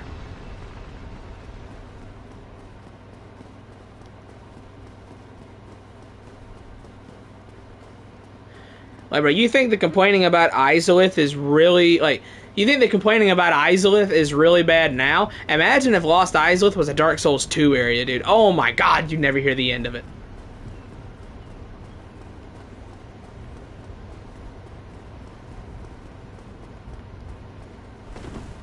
If Izalith was in Dark Souls 2, Demon Souls, or Bloodborne, you would never hear the end of it. Never.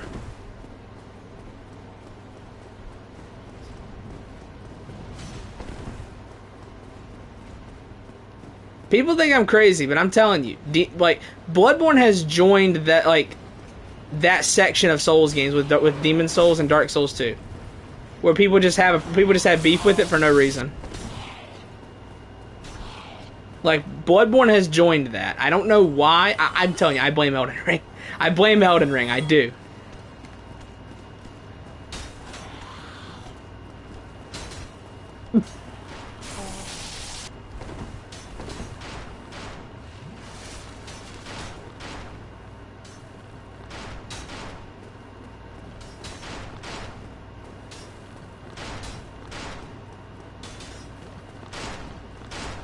People think I'm crazy when I say that Bloodborne joined that, but I'm telling you it has. What? Gotta get the dude on the left.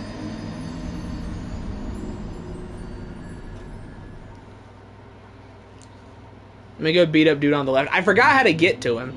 That's the thing. Or do you just run to the left from there? I don't remember.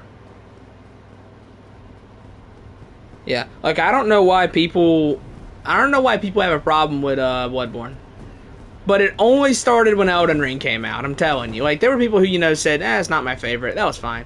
But like Bloodborne on like the topics of saying like the topics of like old hunters carries Bloodborne. That only ever started after Elden Ring came out. I blame Elden Ring for all of it. I blame the 30 million people who came into the Souls community with Elden Ring for it.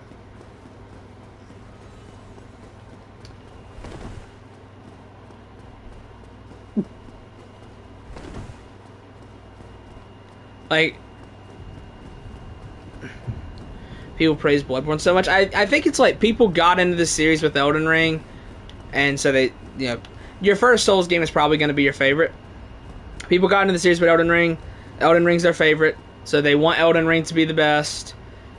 Everybody said Bloodborne was the best before Elden Ring came out, so now Bloodborne has to be hated.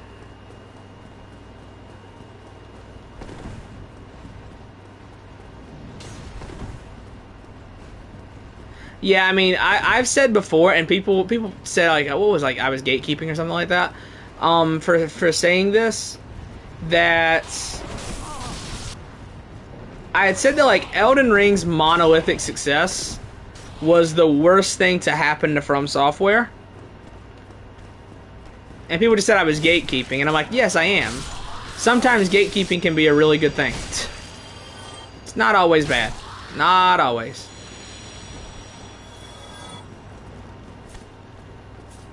Get strafed, idiot. Okay, how do I get to Dude Bro?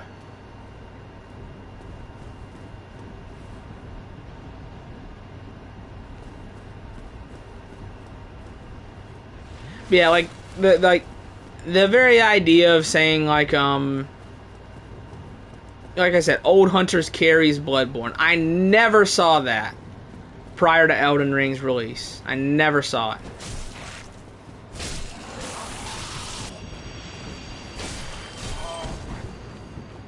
The idea that none of Bloodborne's base game bosses were any good outside of, like, Gehrman. Never saw it before Elden Ring. Never. It started with Elden Ring. Elden Ring is to blame for it. Alright, we're gonna go to the left this time.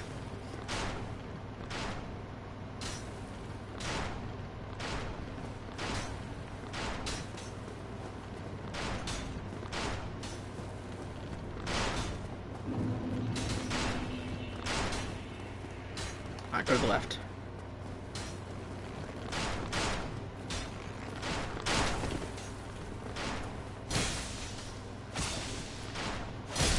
Idiot. Uh-huh.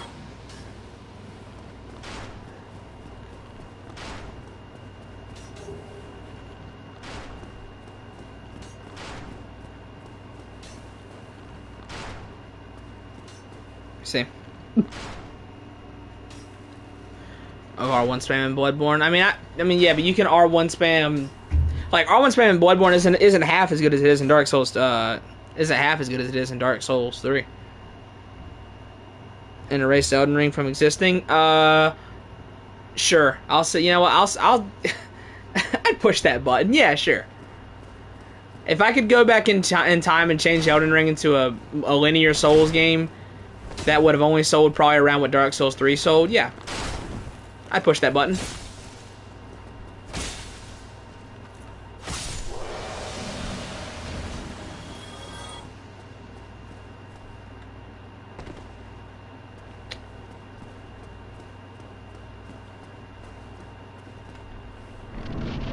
And Dark Souls 3, it's so easy that you can beat the entire game without ever pressing R1, actually, because you can spawn with the Sellsword Twin Blades. I like how Inner Londo is so nice and beautiful, and there's like these random birch tree doors.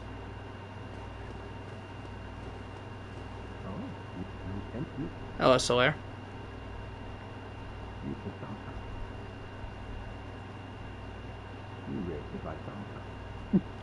I think that most of Dark Souls 3's weapons are kind of eh. Except, like, I think the paired weapons are actually good. I will give flowers to the paired weapons.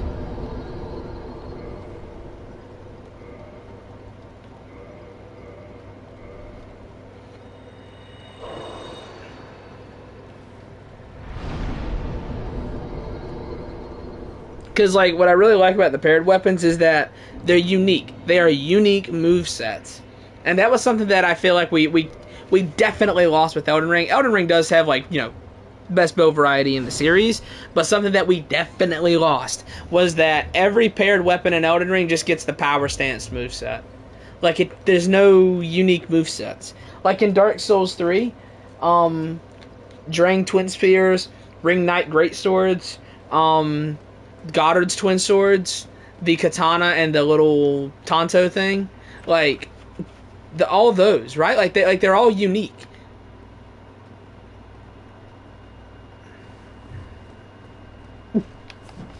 Bitch. You shit on, pussy.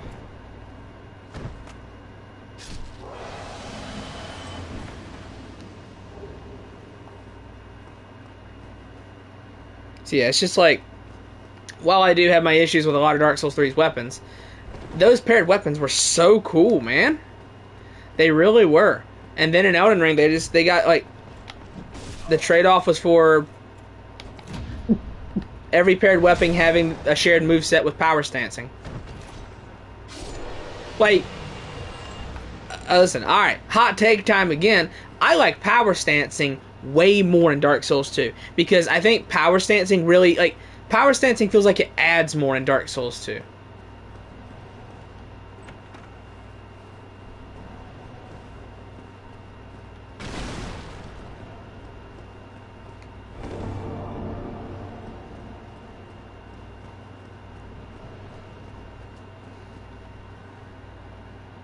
And, like, you had to have the proper, like, you had to have more stats to power stance in Dark Souls 2, and you had unique power stance movesets.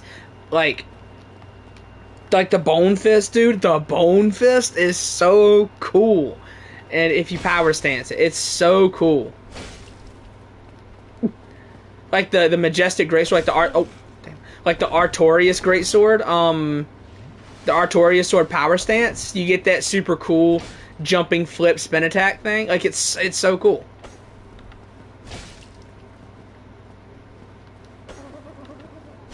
And, like, it comboed into your other moves. Like, it would combo into your one-handed R1s.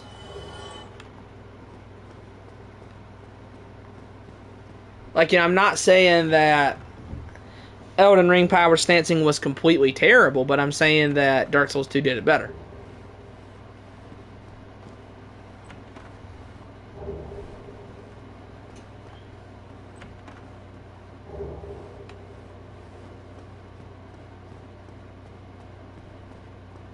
Like, honestly, for whatever the next main Souls game is, I hope they, like, ditch power stancing. Ditch it.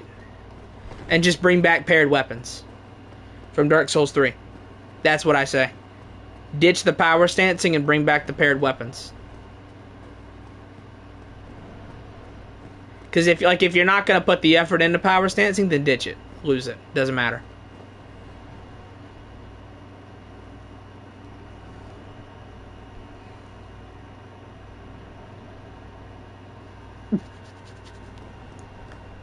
I don't know. Dex weapons are fun in Elden Ring. I think they're fine. Because a lot of Dex weapons you can put bleed on, and bleed in Elden Ring is just redonkulous.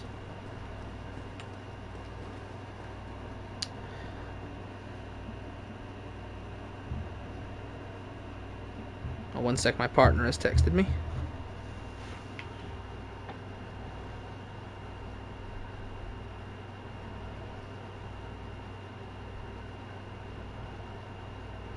You can hear the Titanite demon breathing.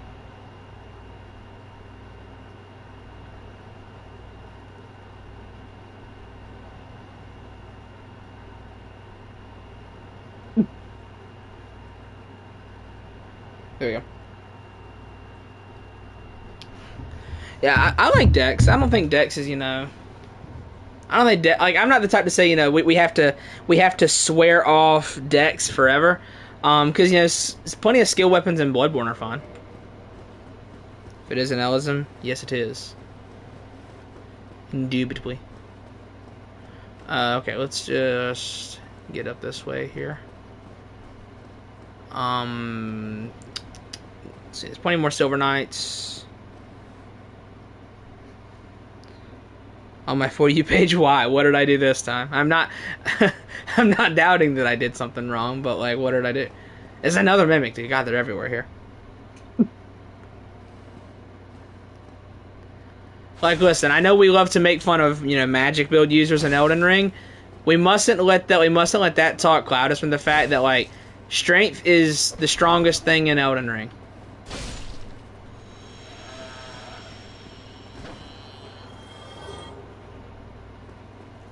The chicken leg from the DLC with bleed on it and Cragblade is unstoppable.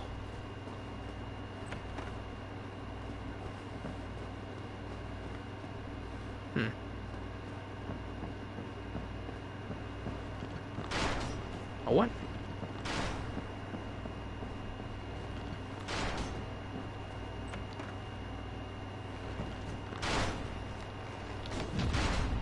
Get shit on.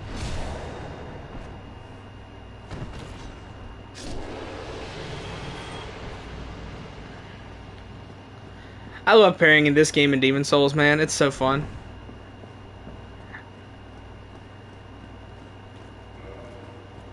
It's fun because it's so easy. Meow. Ow! Why would you shoot it at close range? I was hoping you could switch like that. Oh, Mal. For Sparking Zero appeared to me on YouTube. Transcended Borders. I don't think I've made a video hating on Sparking Zero.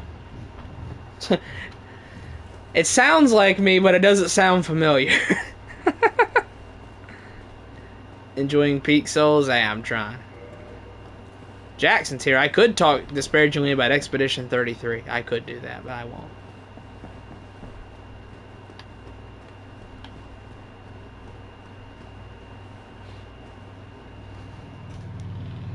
Sparking Zero, like, listen, before a game comes out, there are times, right, where I get these sinking feelings. I'm like, hold up, wait a minute, ow, something ain't right.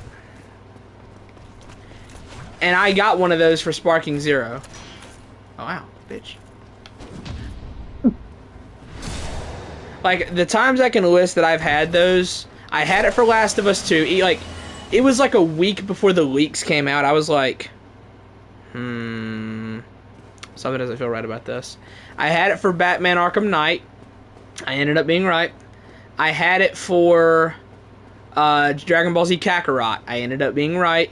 And I had it for Sparking Zero a couple months before. And I ended up being right. Right now, I've currently got that for Lost Soulicide. Ow! Why would you shoot it up close?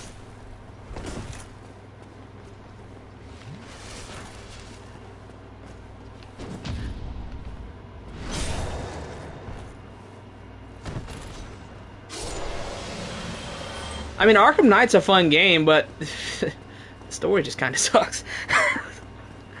It's a fun game. I like playing it, but the story is not very good, and the Batmobile just, like, you know, everything that Batman was able to do reliably on his own now requires the Batmobile for some reason. Even the stealth sequences, like, come on, man.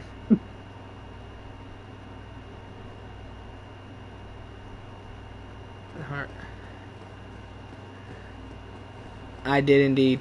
I was preying on its downfall. Can't help myself. Titanite Demon's in there. Yeah, it's just that, you know, everything that Batman was able to do reliably on his own for 3 games required the Batmobile now for some reason, and I couldn't stand it.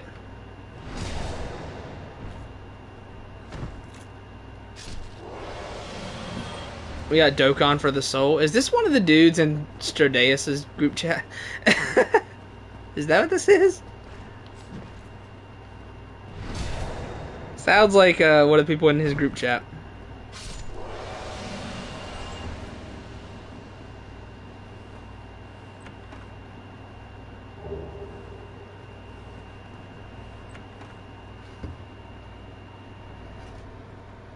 Okay, it's some weird thing that YouTube has done. It's like people who are like chatting a lot in the stream, but I don't know. I don't know exactly how it works because it just changes. It just changes. So I'm not entirely sure like what causes people to get the number one because it'll hop from person to person. You ever notice that like the Dark Souls 1 guy, like when he lifts his feet up to run, he kind of looks like a ballet dancer? You ever notice that? Can't be just me that's noticed. Like in the sprint animation, look at the way he picks his toes up. It can't be just me that notices it.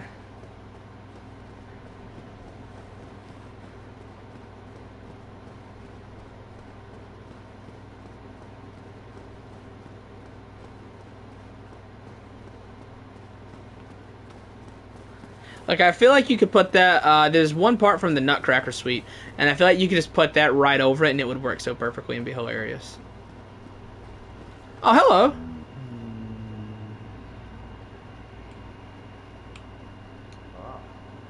Ah, you were there. Yes.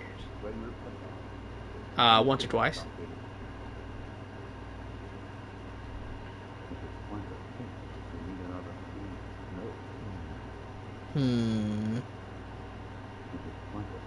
Okay.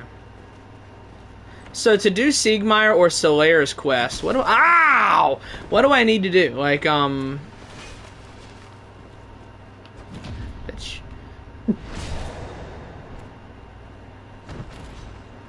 Did you Souls glitch? No. Souls duping is a sign of a weak mind and even weaker character.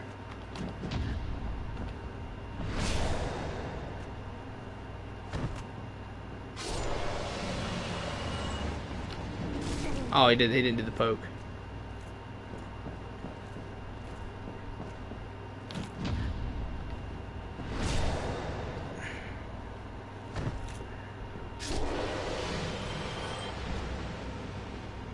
Hello, Mimic. No?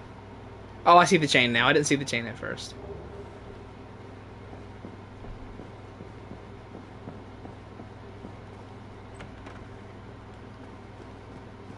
Alright, we're good.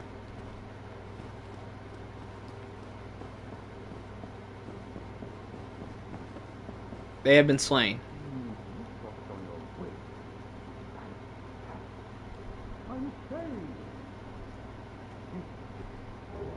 Nice. Tiny Being's ring. That's my ring. I guess for those who are new here, I stand at a colossal 5'2", so that's my ring, I guess. Appreciate him returning it to me.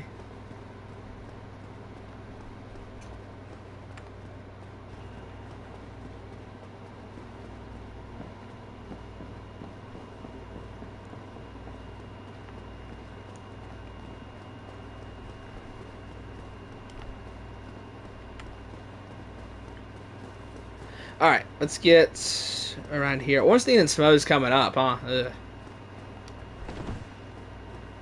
I'll confess I'm a tad nervous, but you know what? I'll make it work.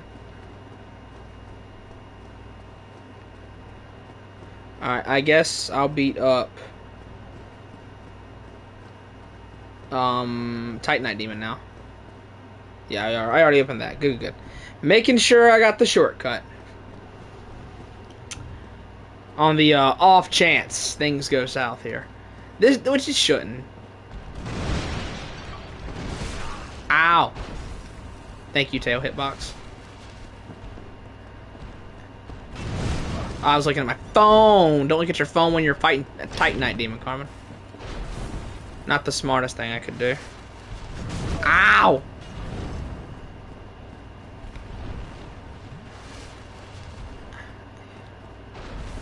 Idiot. Meow.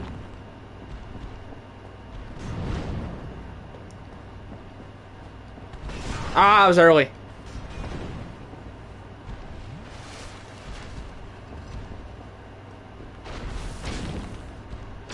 Is that tanky Titanite demon?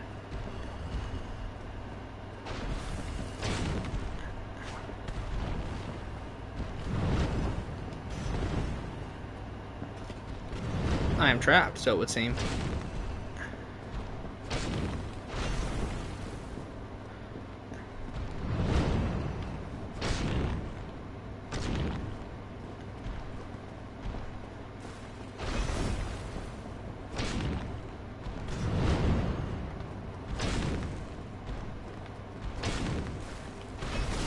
Ow! I would argue that didn't hit me. Oh, what? Bro, that hitbox is massive.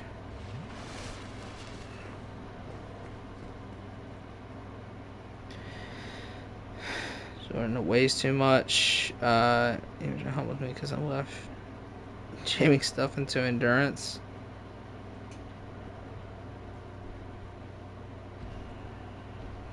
I don't know what you're saying, Jackson, but word.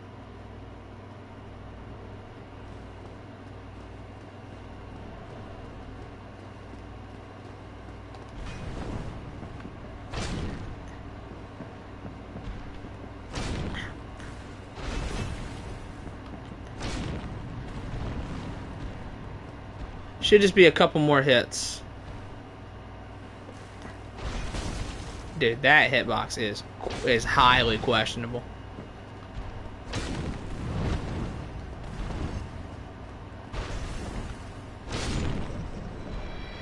Get out of here.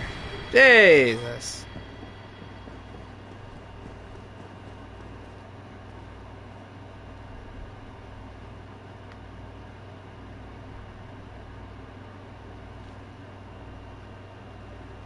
For maybe Claymore. I mean, Claymore is all reliable in every single game. It's good in Demon Souls. It's good in this. It's good in Dark Souls 2. It's good in Dark Souls 3. It's good in Elden Ring.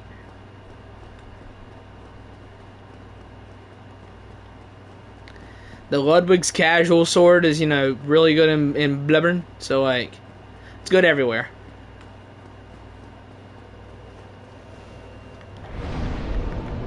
Really is impossible to go wrong with it. My damage is, like, not doing very well.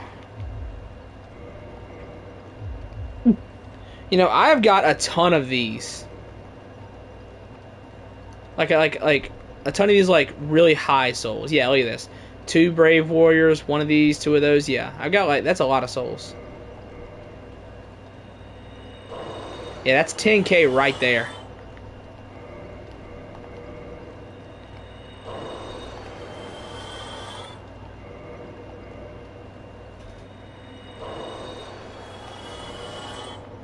I'm not going to make the axe. I'll use it.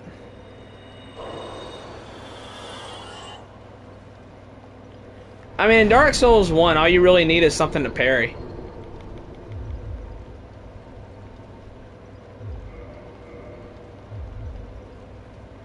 You just need something that can parry in Dark Souls 1, so, like, I don't know. Speaking of parry, let me get a little more money, then I'll upgrade this again.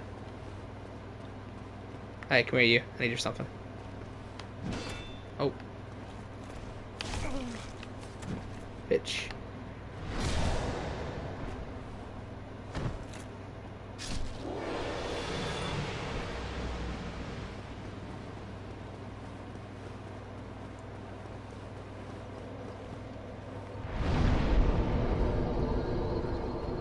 Oh, it costs 2,000. I'm poor.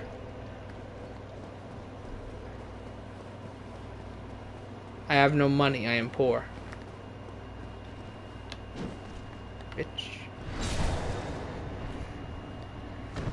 I mean, I don't think you do, but like the parry window in Dark Souls 1 and Demon Souls is just so generous anyway. It doesn't matter because it's not delayed in Dark Souls 1 and Demon Souls. You know.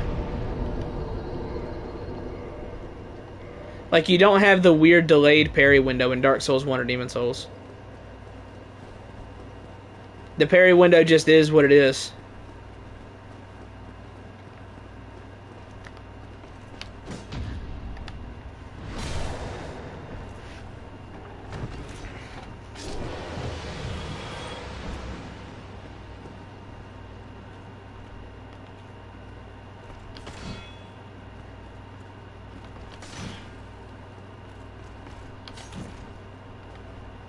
bitch. Yeah, the parry window in Dark Souls 1 and Demon Souls is so easy anyway. I don't even think you need to worry about it.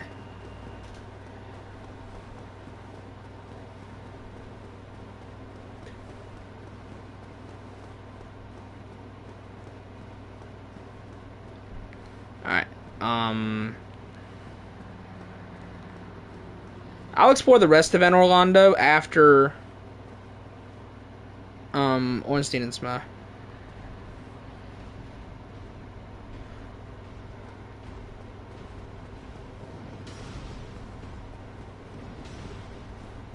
We'll kill Ornstein and Smough first, or we'll try.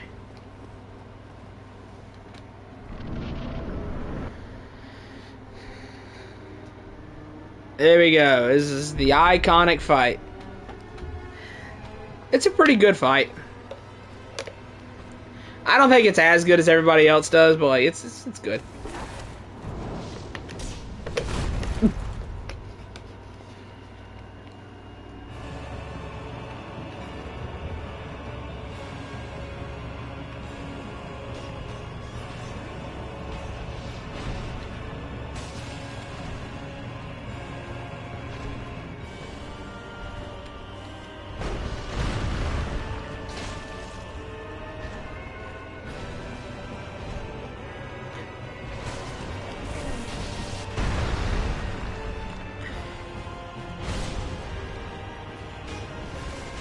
Ow.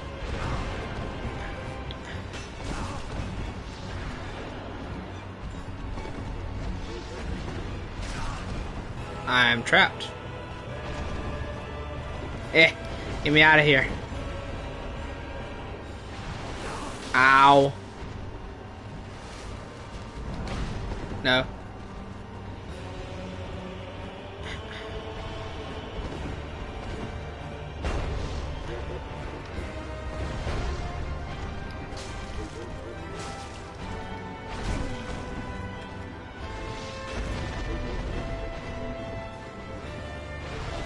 Oh, that's faster than I thought. What?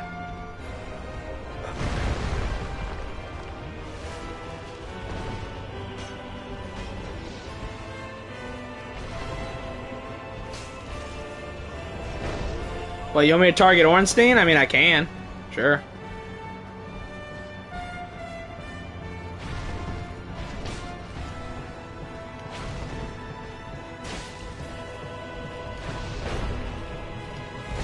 Oh, I dodged into it like an idiot. Oh, what?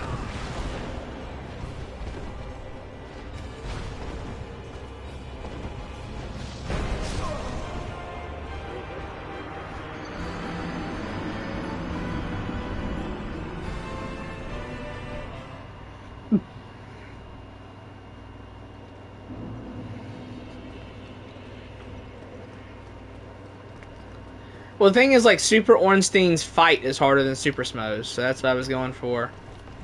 Ah, he didn't do the poke. Like, Super Ornstein's fight's harder. So I was just gonna kill Smough to do that instead, but I mean, yeah.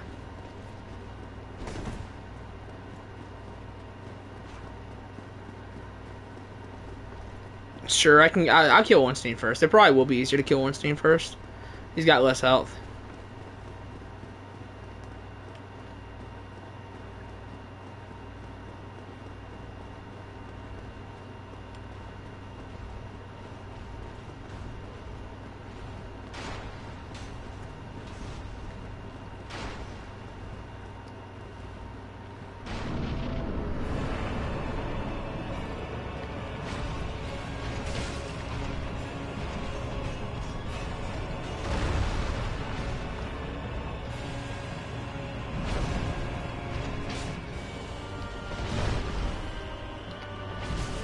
Oh, what?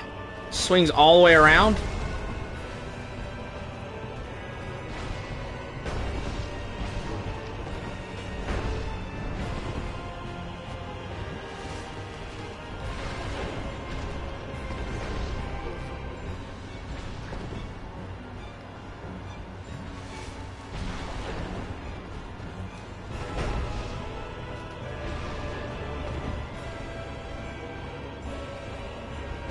Bro, could you not just hold hands the whole time?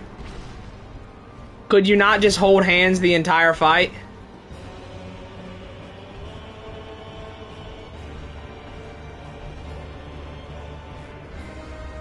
Bruh, they're just holding hands the whole time, bruh.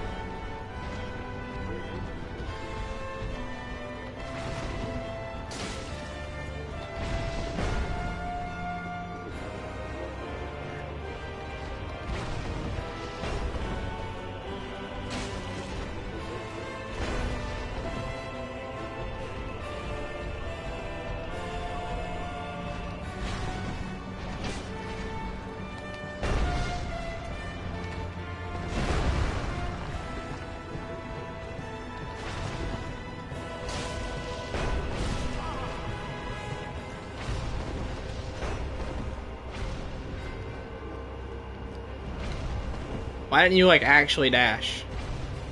Did you get caught on a rock?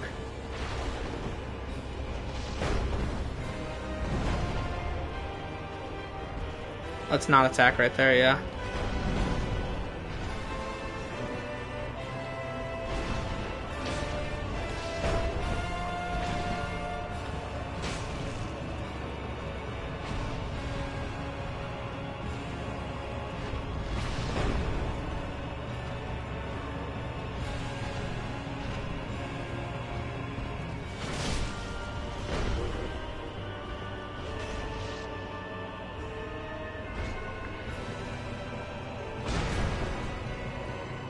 It definitely is more fun to fight Ornstein there instead of Smough, for sure.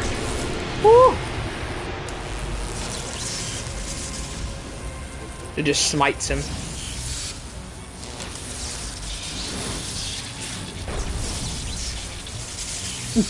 So if I'm correct, the Ornstein in this fight is an illusion, correct? Like, Smough is physically present, but Ornstein is not.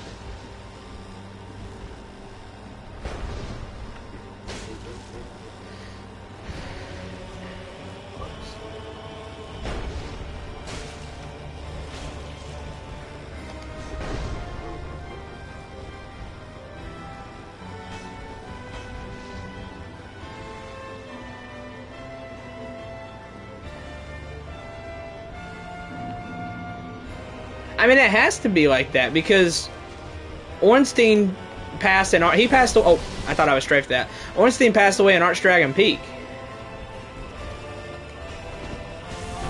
Okay, that's like undodgeable.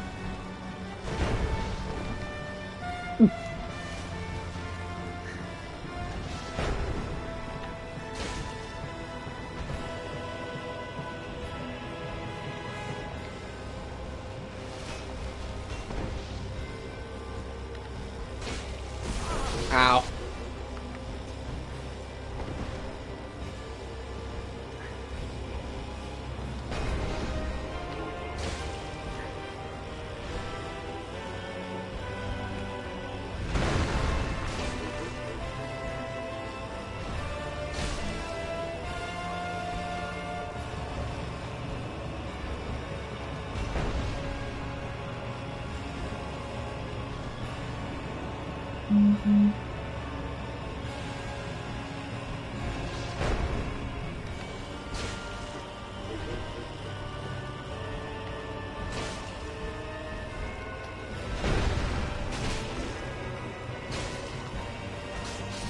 There we go. That was fun. That was definitely the most fun fight against Ornstein and Smough I've ever had. That was good. I like that fight.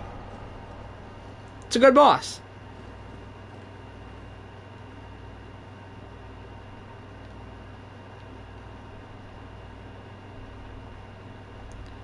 You know, is it better than Shadows of Yharnam? No, it's a good fight.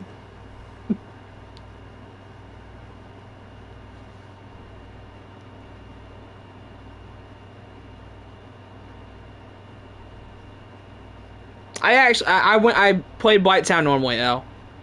I don't skip areas. I don't speedrun through areas.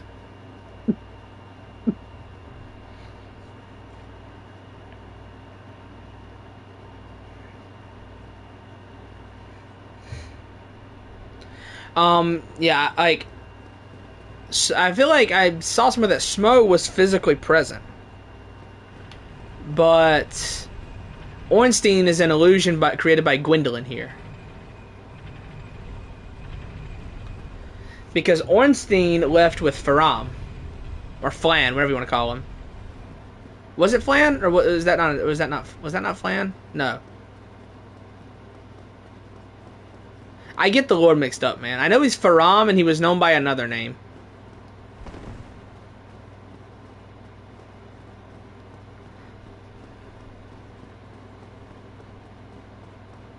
Yeah, Ornstein left with Faram.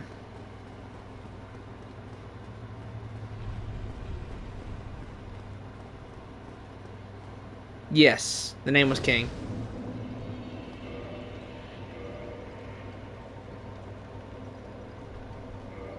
I'm not going to make this a great hammer.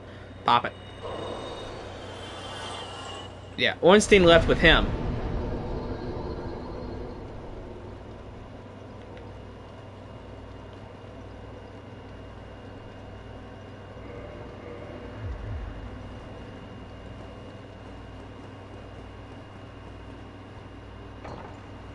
Alright, and we won't fight... The Nameless King is likely Faram. Likely Faram.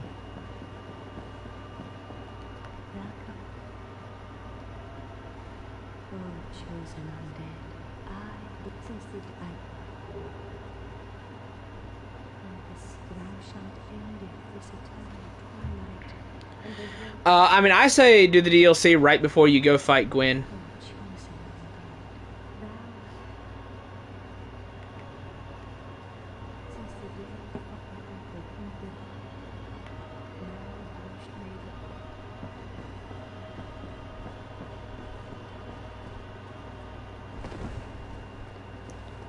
Yeah, you know, there's nothing that says outright that the Nameless King is Faram, but it is fairly likely.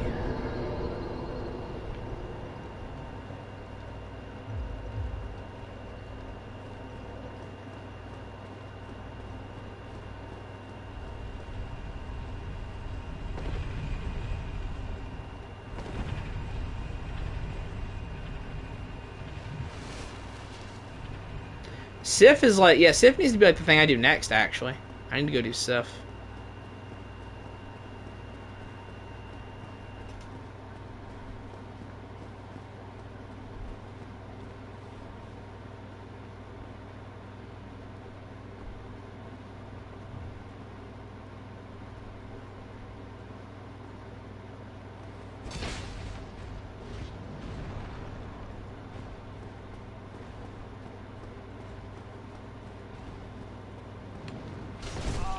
Ow.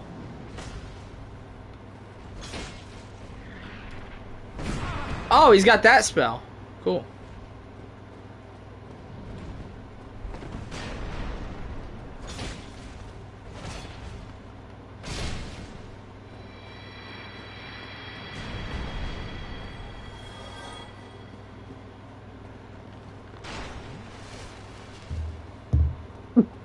Yeah, like, how did people find how to access Artorias of the Abyss? Like, it's such a weird set of steps you have to do for it. Alright, let's go kill this dude first, and then we'll come kill this guy.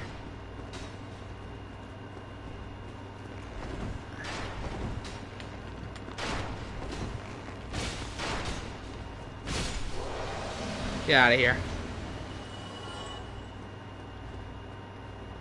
Oh god. Oh no.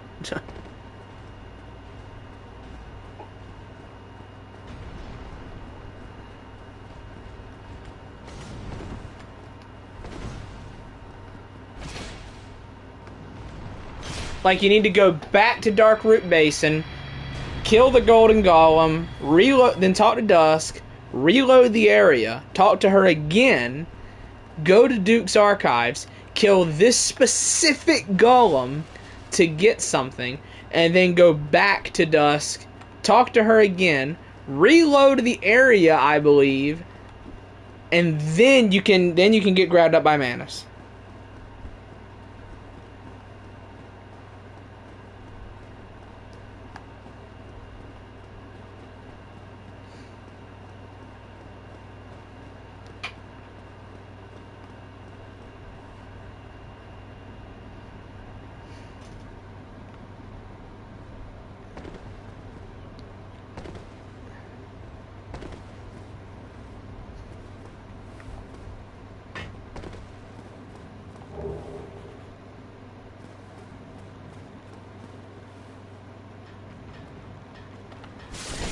just such an obtuse set of stuff to do.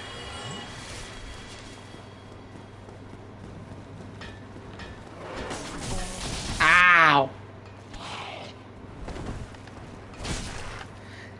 Yeah, the Dark Souls Archthrone's Twitter posted that posted like a model of Gwendolyn they're gonna use for Archthrones. So Gwendolyn is gonna be in Archthrones. That's so cool. I cannot wait for the Archthrones project to be finished, whenever that may be. I cannot wait for it, man.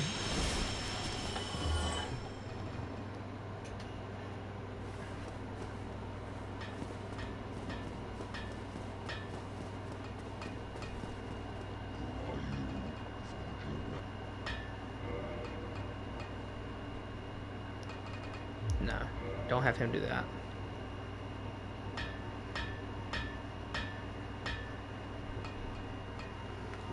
I should roll this back to the Divine Club, right? Because then I can use it to permanently kill the skeletons in Nito's fight. Am I correct?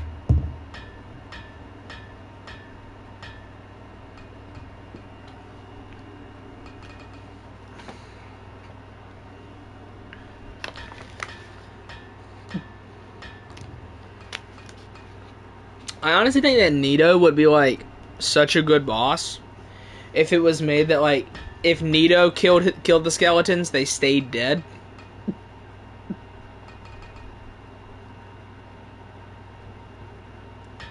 Because if that was the case, right? If Nito killed the skeletons, they stayed dead, then that would make the fight so much more interesting, because then instead of having to, beat the skeletons to death with a really terrible club, you could just, it becomes like, let me lure these skeletons in Nito's path in the path of his attacks. Let Nito kill them. I think I need to do this, right? I need to turn this back into a Divine Club so that way it can kill those skeletons. I think so. I'm gonna do it anyway. Thoughts on Demon Souls lore? It's cool. A lot of Demon Souls lore is kind of inferred. Like, a lot of it isn't really something that you're gonna... Like, a lot of Demon Souls lore isn't explicitly stated in descriptions or anything. A lot of it is inferred. Like, you have to take the meaning of some things and then just go with that, and then use that to kind of understand other things.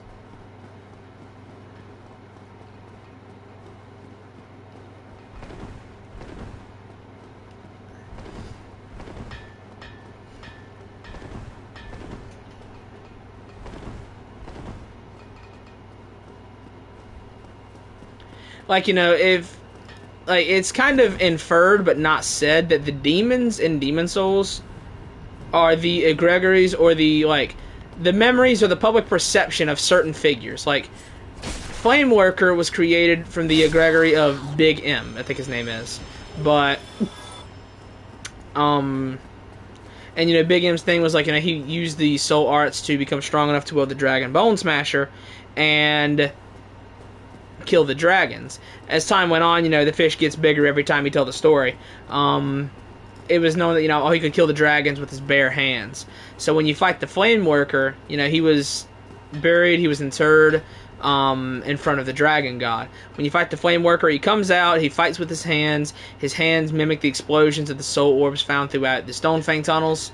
And he's got the big bald spot on his head like the Stonefang King, or Big M. Flameworker is made from the egregory of the Stonefang King, or Big M. Penetrator and Tower Knight were both made from the egregories of...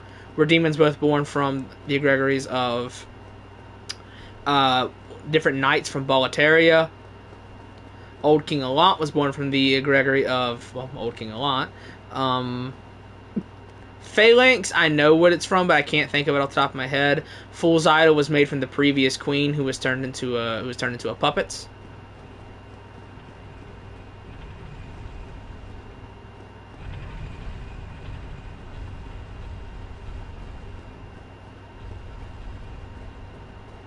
Hello, Jayla. There's a demon who makes demons go kill demons. No. Not entirely, no. like the demons are born from and take shape based off of, like I said, like the perception or the remembrance of other beings.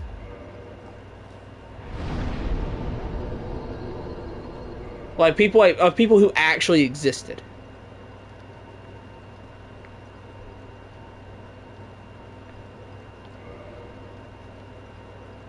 All right.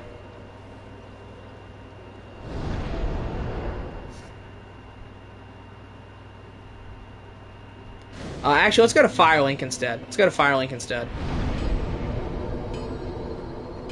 I will say I do like how like I like how you can't warp in the first part of Dark Souls 1, but everything is connected in such a way that as long as you have the master key, it never feels that bad anyway. Like it never really feels that bad at all.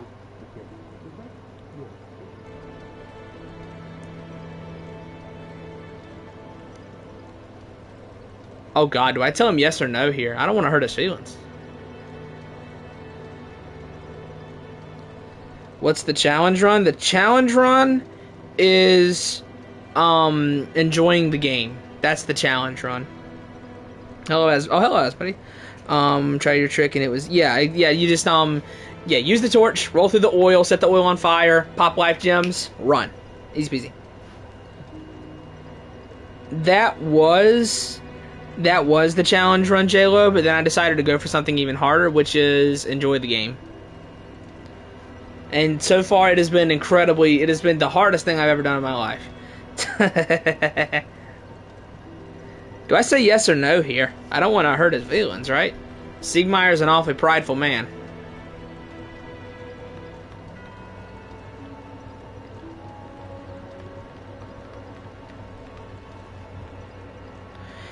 Scared to play DS2 after Last Giant because I don't know where to go. Okay. There is another boss in that area you can kill. Or you go back to Majula and you have another direction you can go from Majula. Is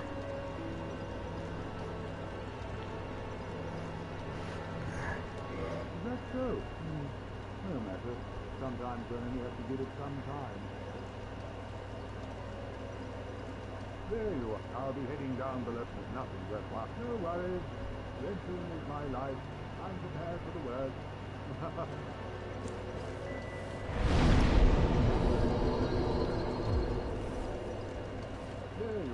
Yeah. So basically, just for Dark Souls 2, there is another boss in that area you can kill, or you can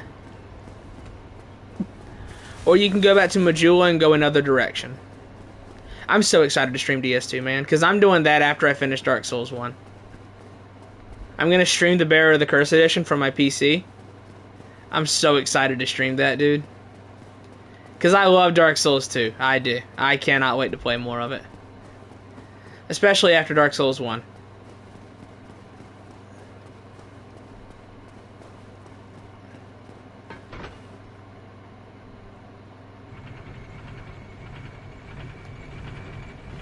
Oh! Well, feces.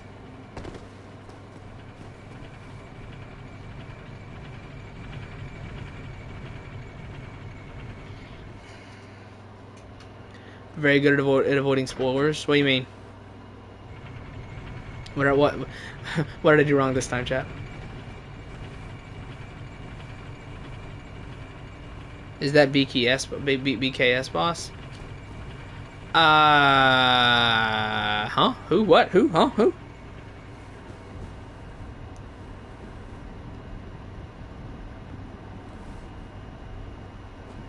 Ew.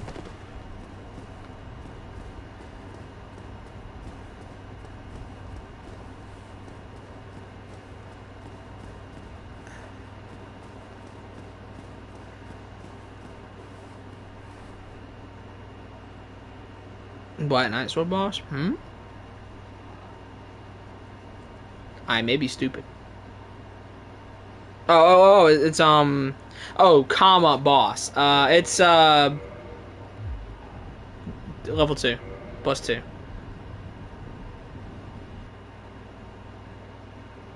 Yeah. Yeah, comma boss. I didn't see the comma, bro. I didn't see the comma. To be fair, on my chat, there is a heart that covers up part of his chat, and I didn't see the comma because since it was the most recent one, I couldn't see the comma because of the heart. How's it going? It's going all right. We're enjoying the game at least a little bit. Yeah, 5'2" activities. Ha, I'm 5'2". Grown man, 5'2". I know. It's funny. Ow! Jesus Christ!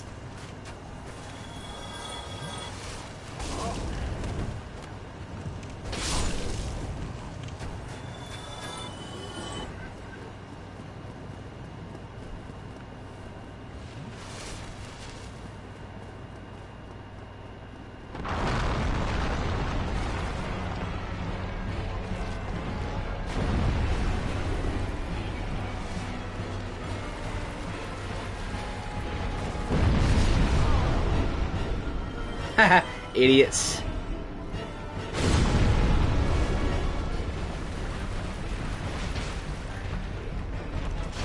Pretty solid damage.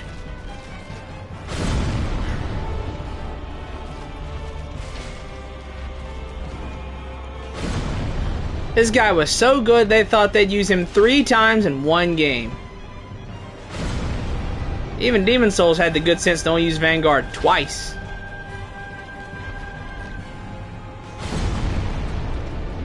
I might replay Demon Souls off camera.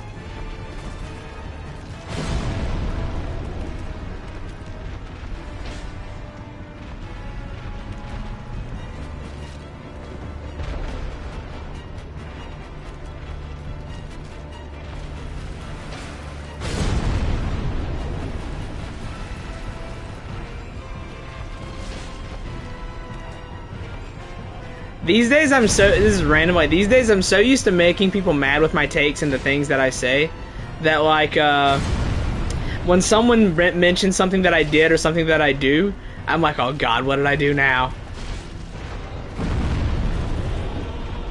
I've tried to stay out of trouble, man.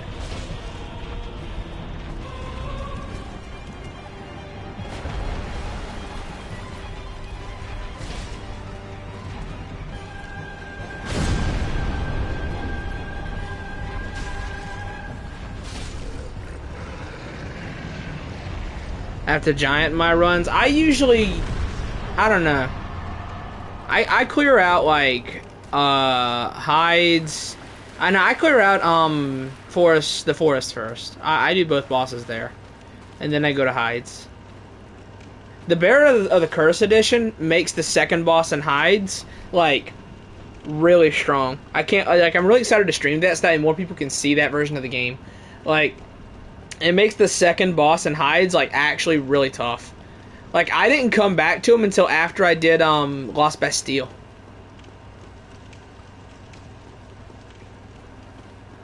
Is that a Black Knight? What are you doing here?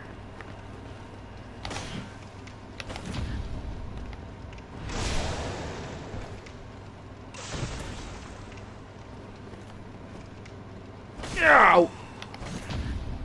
I was hoping I get the poke. Sadly not.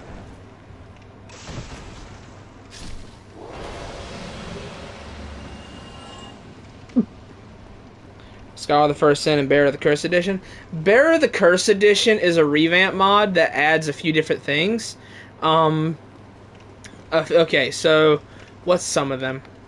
So some of the enemy placement has changed to be, yeah, like, it was an overhaul mod, but it's not made to like it's not made to be, you know, like, oh, this is Dark Souls 2 if it was good. It's more along the lines like it's made by like people who actually like the game and not people who just want to change everything with it.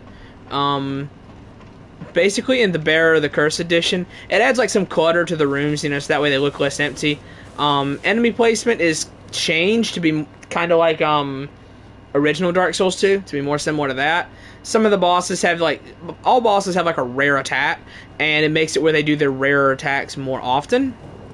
And what else? There's a few different changes as well. Like, you can walk while you drink Estus. It also changes some of the locations. It adds more flair to the boss weapon movesets, just makes them more unique. As a whole, you'll see it when I stream it, but it is significantly better. It also just speeds up some things. Like, I know, like Sir Alon is even faster in the Bearer of the Curse edition, if you can believe it. But yeah, I'm excited to stream that, so that more people can see that version. It's so good. Actually, yes, Shane. Let me give you this. I have a Discord server, and I always ping everybody when I go live.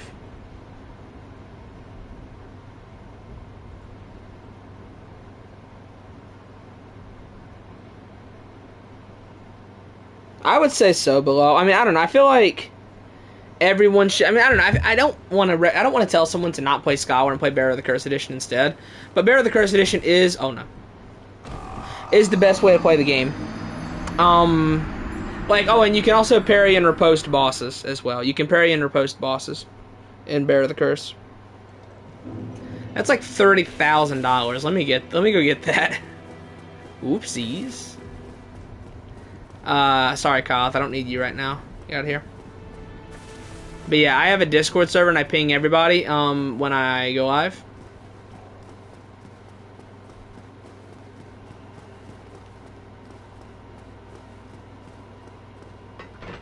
That's like $30,000. I need to get that.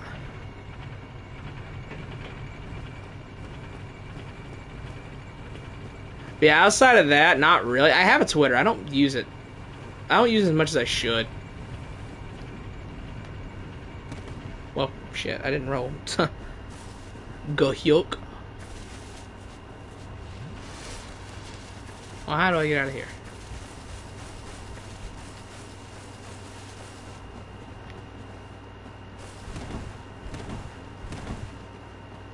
Like an idiot, I didn't roll.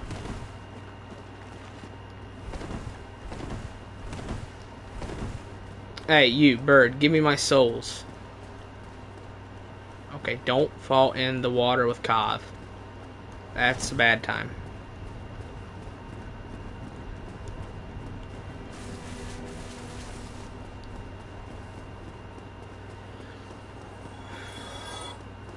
Guess a skeleton ran off the edge or something.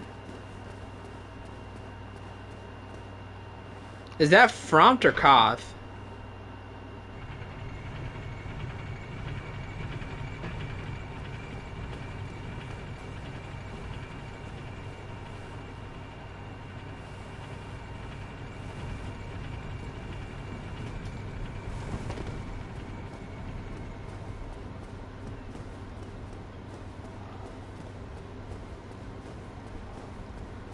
Koth. Oh, okay. He's the one in the Four Kings. Gotcha. Gimme.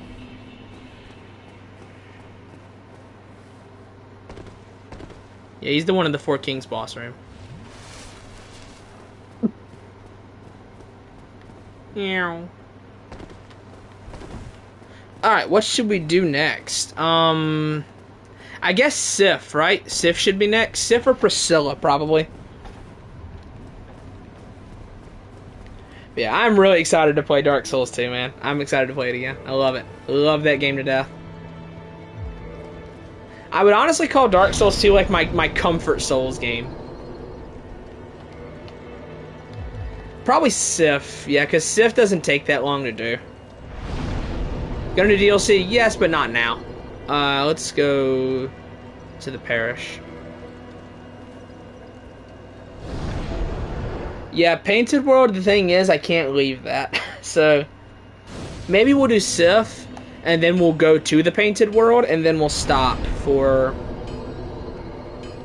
And then we'll stop for the day.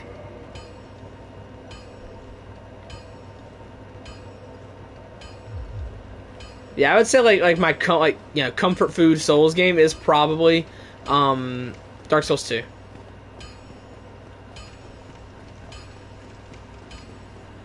I do just love that game, man. So like I said, I love that game, man.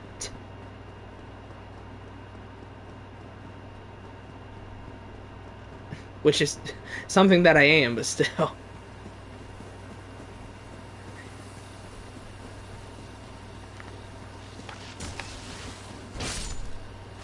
Kerplunk. Texas accent. Southern, not Texas, but I am Southern. I'm not Texan, but I am Southern.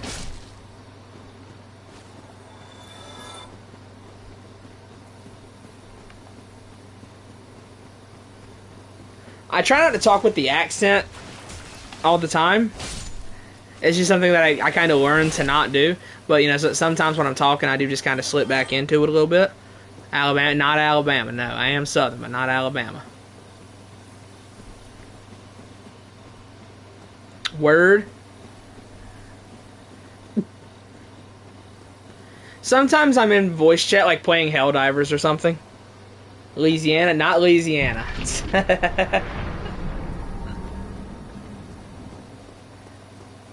Let me go join this lady's covenant, so that way she doesn't. So that way her NPCs don't murder me.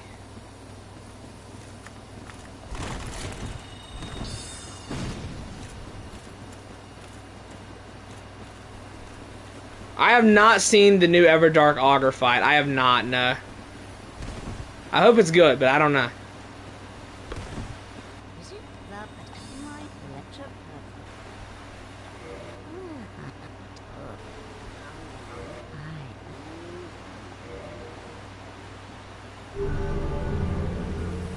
But yeah, I've not seen the new Everdark Sovereign Mars fight.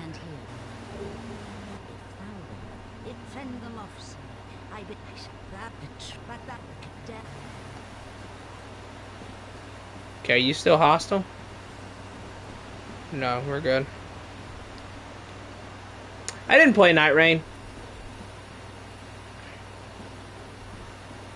Florida, not Florida, nah. I'm Shiva of the East, captain of the Greek. Let's teach you the clan basics. As there's no to be said, there is little informed communities. White, don't worry. Great to have you. Alright, Shiva, cool. Don't you? I should probably go murder Shiva in Blighttown. That would be a good idea.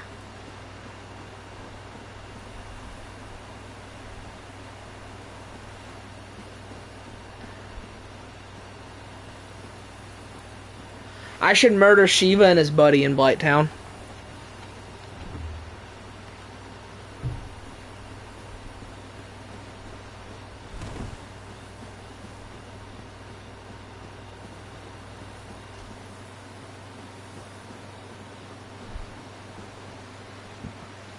Yeah, I don't know what the Shiva glitch is. I just know you can go beat him up in Blighttown. That's all I know.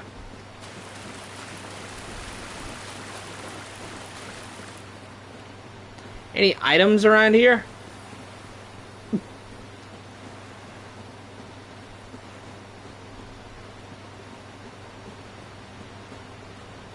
gonna be honest with you, man. I never liked this version of Darkroot. Like, I think I do prefer Royal Wood more than Darkroot Garden. I never really liked this area.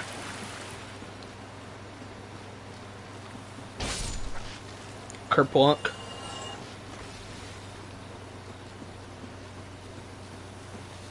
I don't dislike Darkroot, but I never really liked it that much.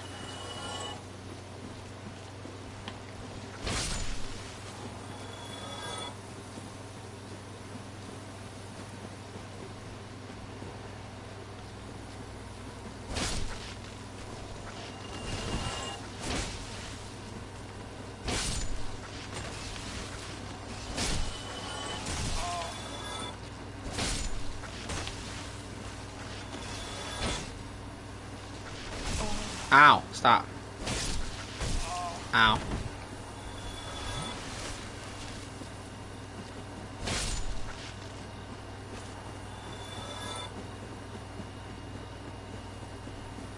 Missouri, it's not Missouri. Hello, Hydra. Did someone say, get up on the Hydra's back?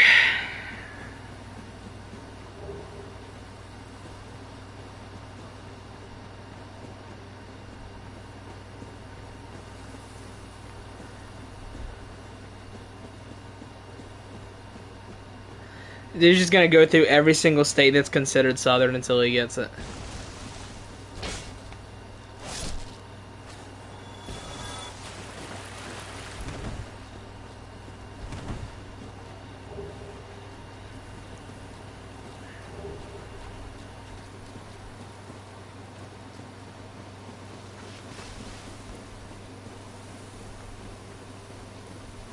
Okay, that leads back up. Georgian accent is not Georgia.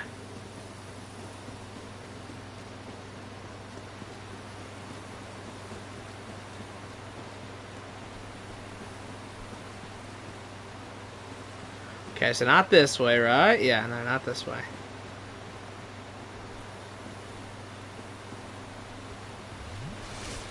Bro, the Sif spin attack is gonna destroy me, dude. It's gonna like one-shot me.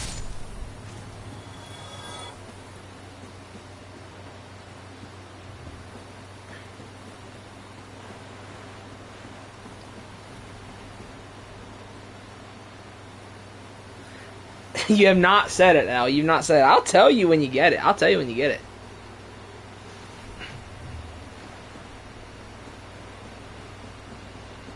Because I've said it before. I got no problem saying when you get it right. You just haven't got it right. That takes me down to Dark Root Basin with the Hydra. New Mexico, that's not southern. Well, it's southern, but it's not part of the South. You know what I mean?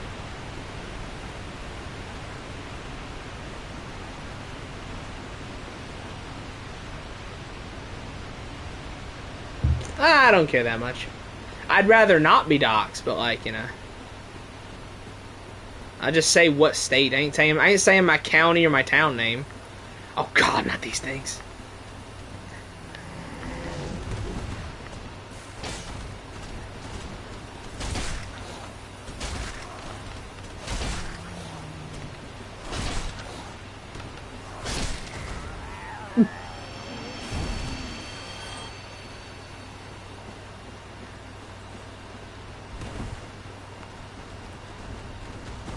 Oh god!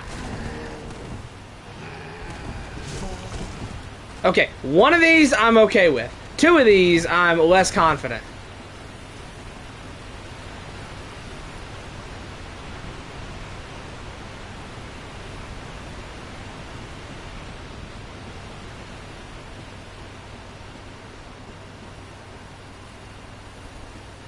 I ain't giving y'all that.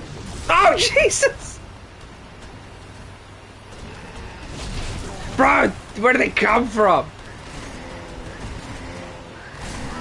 No, leave me alone. Leave me alone. Go. Leave me alone, please. Carolina, one of them.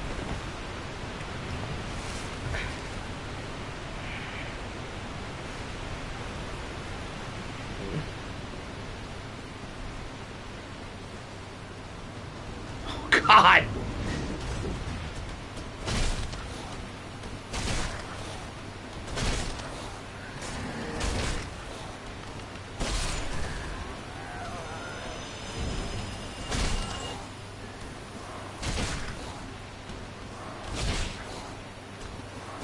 There we go, we got him. It is North Kakalaki, yes sir. North Carolina.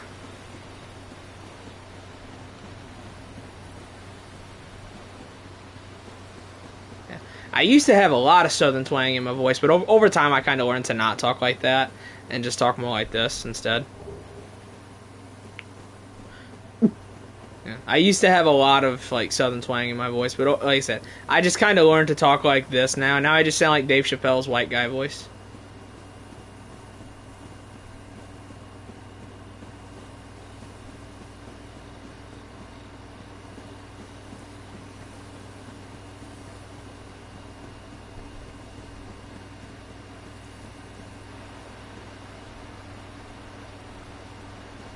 What do you mean?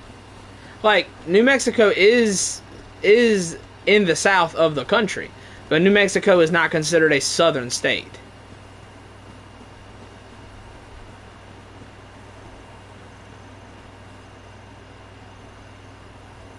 That's because of crack on. Let's get out of here.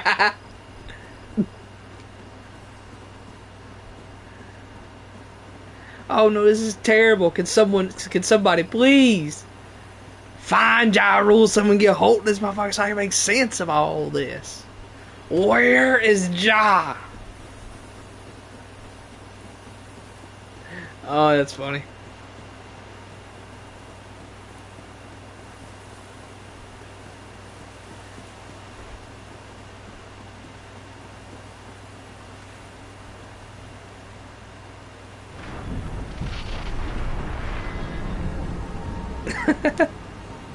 Oh gosh.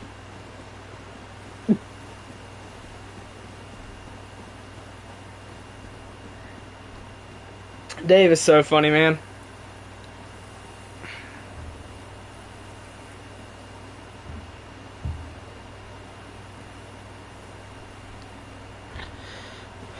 All right.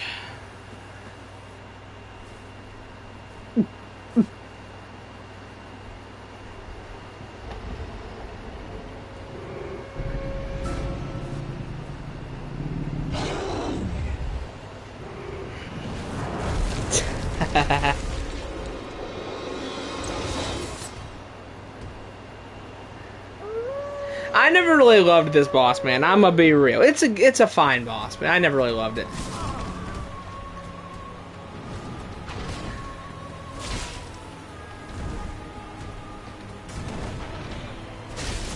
Oh.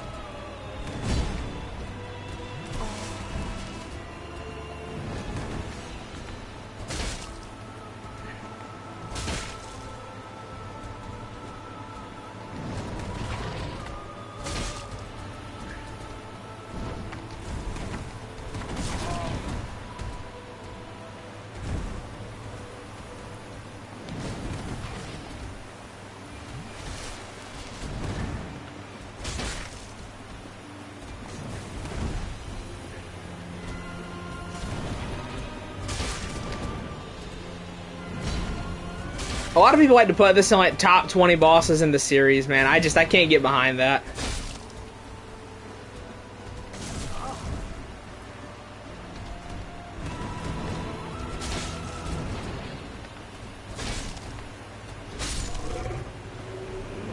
Sure showed me.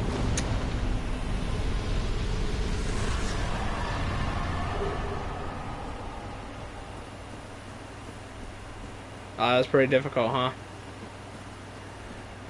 Appreciate the soul, Sif.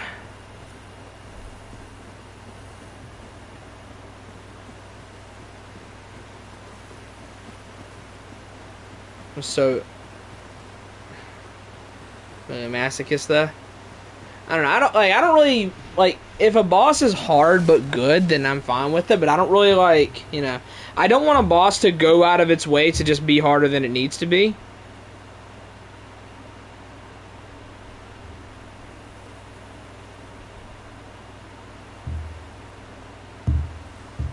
But if a boss is hard and good, then that's fine.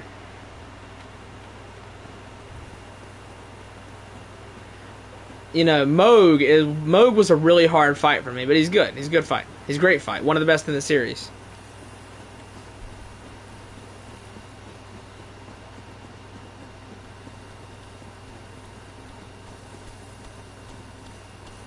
Oh, you're nice.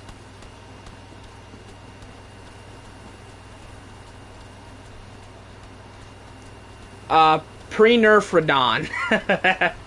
I would say pre-nerf Radahn.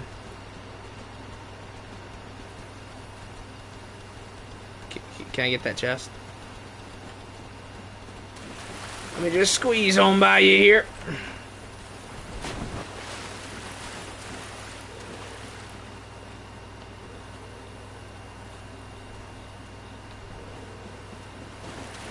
Hey, listen, I killed pre-nerf Radahn. I have the right to talk about him.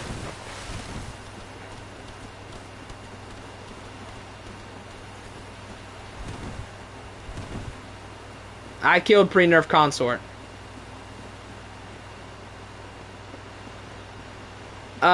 He was the boss that had killed me the most. There's like two parts of like me playing games. There's before I played all the Kingdom Hearts games on Critical and after. Pre-beating them all on Critical Mode, Data Sykes had killed me the most at 286 times. But like after that, no boss has gotten close to that many kills on me. Radahn was the closest at 188.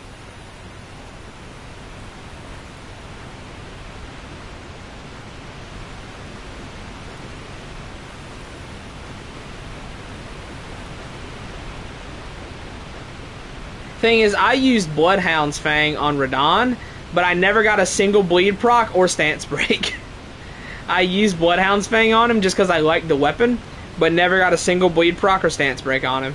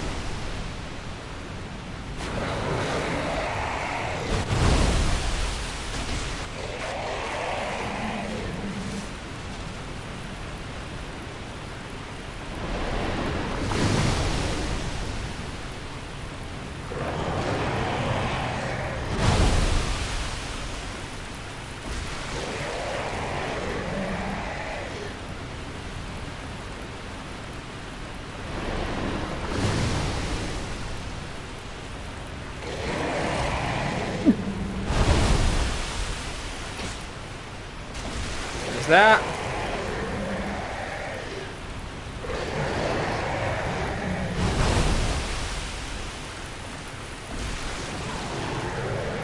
I got something I can talk about with Shadow the Erdtree and the Hydra in a minute. Give me just a second.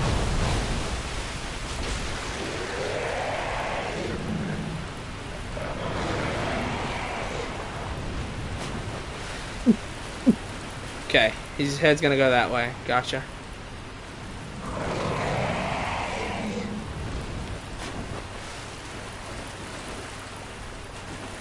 What are you doing? Get out of here.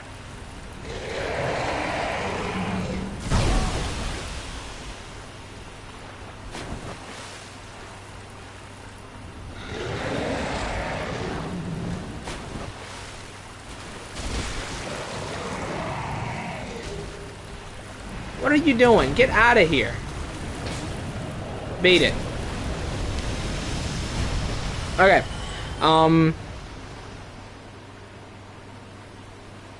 I mean, hey, I'm trying to appreciate it, Ethos, but, you know, Dark Souls 2 and Demon Souls are better. I'll always say that. But yeah, so, like, when I was playing Shadow of the Erdtree, you know, there's that part in the church district of Shadowkeep where you can see the thing, you know, in the water. Jumps out, destroys something, and then swims back under. And I was getting so excited, dude. I'm like, oh my god, is this another sea monster boss? Just like the Hydra? Is this another sea monster boss like the Hydra? Oh my god, dude. I'm here for it. I'm down. Give it to me. We get there. I drain the water out of the church district, and it was a damn tree spirit. It was a tree spirit, man. It was a tree spirit. Do you know how mad I was when I saw it was a tree spirit? I was so angry, dude. I'm telling you, I was so mad.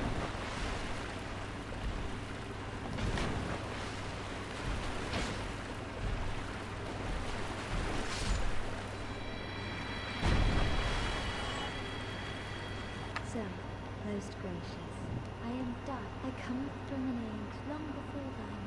So, my would.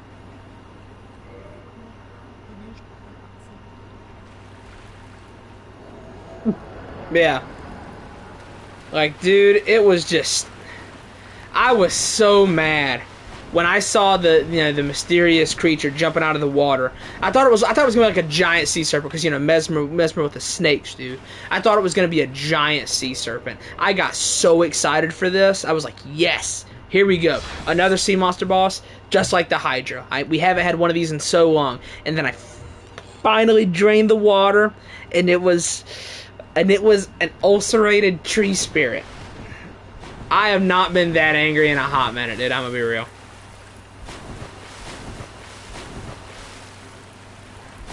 You deny me my Godwin boss, right? You deny me Godwin at the end of the DLC,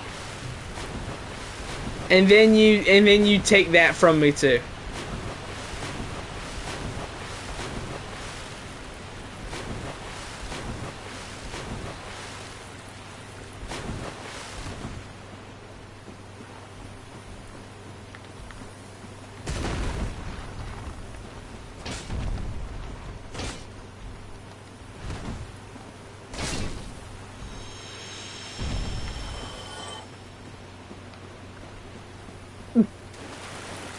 Bro, I wanted Godwin to be like a 3-phase fight or something crazy. I wanted Godwin to be like I wanted him to be a big deal.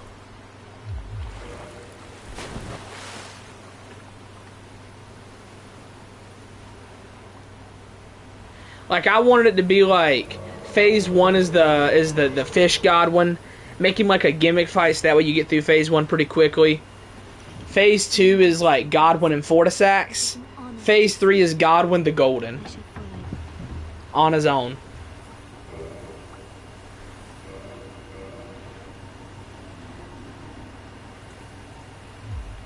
For a very long period, not so. The sorcery, pitiful thine, is that? The sorcery is pitiful thine sorcery, is there not? Can I talk to you again? I am deaf, it is, I shall. No. The sorcery, No. pitiful thine. Alright, we're almost done.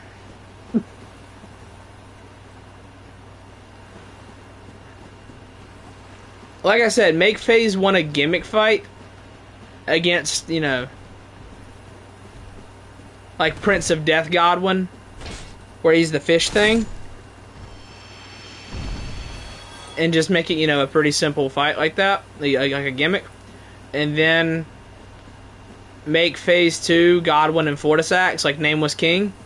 And then make phase 3 just Godwin the Golden.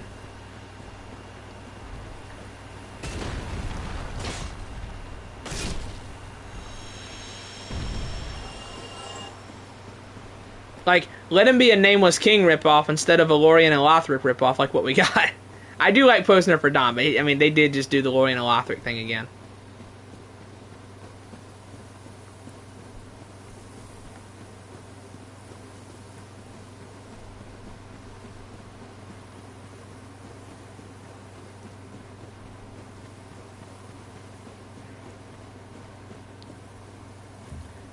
Not really. Oh, not really, man.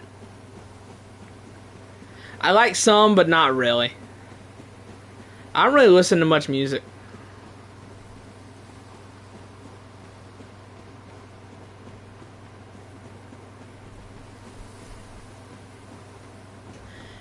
I mean, I feel like I've always felt like Consort Radahn was made kind of quickly. Cause like his moveset, some of it is stuff that Starscourge Radahn does. And then some of it is like, alright, he's got the Godfrey Stomp in phase 2, it turns into the Radagon Stomp. He's got the Godric, like, ground break thing. He's got, you know, the Twink on his back, like Lorien and Lothric. What else? He's got Mohg's Blood Flame attack. He's got a combo that was just straight up ripped out of Pontiff Sullivan's moveset. Like, it's just straight up a Pontiff combo. Some of his stuff is pretty similar to Vingardial Ferosa. So, like, it's just like, right, it's just like, it is not a lot original about that boss, man. I mean, obviously they brought back Radahn Space Program, which was cool. I was glad to see him bring back the Radahn Space Program. It's iconic. Alright, let's go to Anor Londo.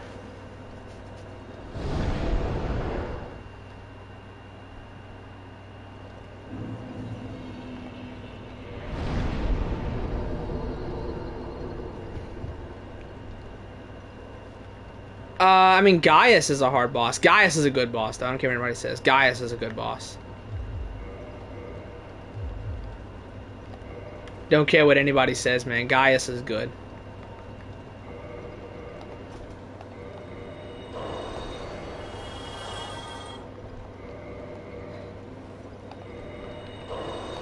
I think Gaius is one of the harder DLC bosses. He has one bad hitbox, man. I think Gaius has one bad hitbox. And it's the charge, right? It's obviously the charge. But other than that one attack, I don't think Gaius has anything else that's annoying.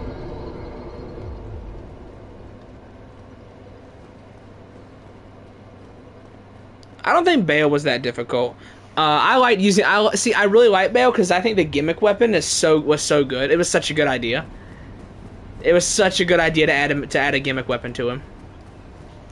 because like it feels so well made because you can just rolling poke and hit the head easier, and then you have the projectile, which is like the range on it is like it's just outside, like it's just outside of the fire, so it just always looks cool when you land it on the head. It's just like the Dragon Wound Greatsword or whatever it is. That was such a good idea, man.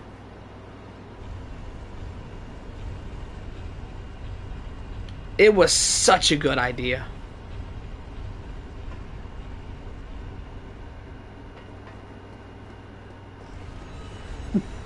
I usually don't, but like, yeah, like it's a gimmick weapon for the boss, and I loved it, man. Bale is my favorite dragon in the series. He's also like, he was in my top 15 in the tier list. Some stuff in that tier list would change around a little bit.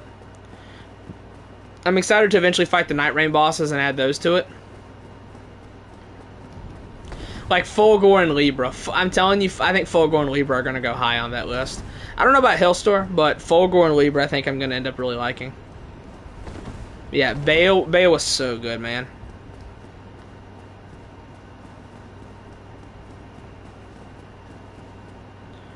My number one was Gale, ended up being Slave Knight Gale. If I were to make that list right now, Gale would be a bit lower, and I would have Midra at 1 and Mohg at 2. Like, my top 5, if I were to make that list right now, would be Midra, Mohg, Ishin, Gale, and Orphan. That would be my top 5.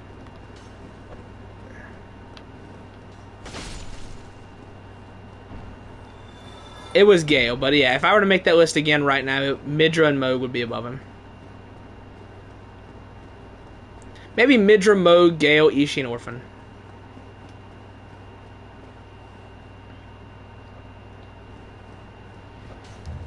I mean, that's what a lot of people watch first, alright? I mean, they've either been here for daily Bloodborne Remaster update for years at this point, which is crazy. It's been over 4 years. Or, you know, they came from that video. That video did very well, too.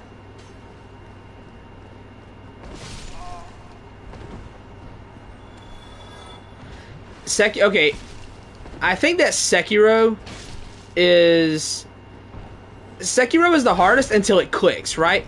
When it clicks, it's easy. Once Sekiro finally clicks, it's the easiest Souls game. I think, okay, my pick for, like, hardest Souls game, outside of the Shadow of the Erdtree, right? Shadow of the Erdtree, I think, is the hardest content from Soft put out there.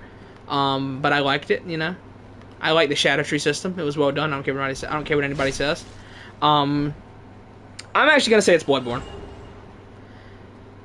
Because I think that something with Bloodborne that gets kind of overlooked is that counter hit system, man. The counter system in Bloodborne is brutal. I played Bloodborne 30-something times, and I get tripped up and killed on a lot of stuff.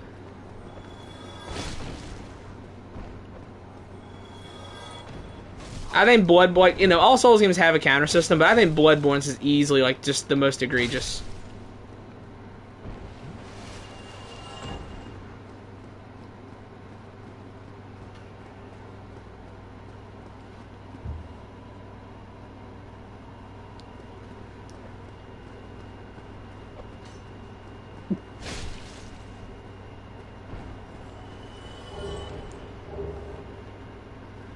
Yeah, I like the Blood Vial system. I never disliked that. I didn't dislike that or the grass in Demon Souls.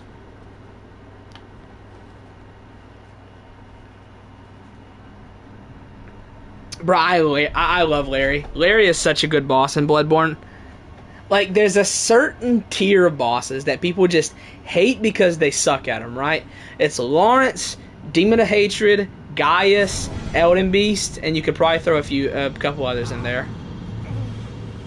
But like, Lawrence, Demon of Hatred, Gaius, and Elden Beast are the ones that jump to mind. People just hate them because they suck at them, but they're really good bosses.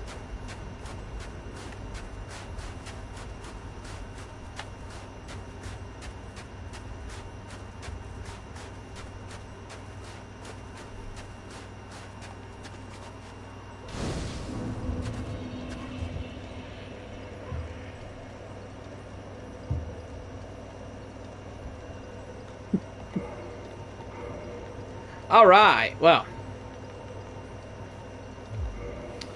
That was a good stream.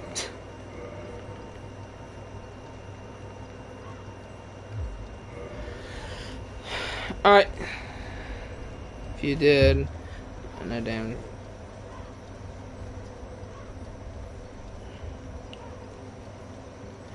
Alright. I'm going to go ahead and get out of here. I've been streaming for about 3 hours at this point. It was a good stream. You know, the appreciation run is going well, I would say. I'm having a good time with it.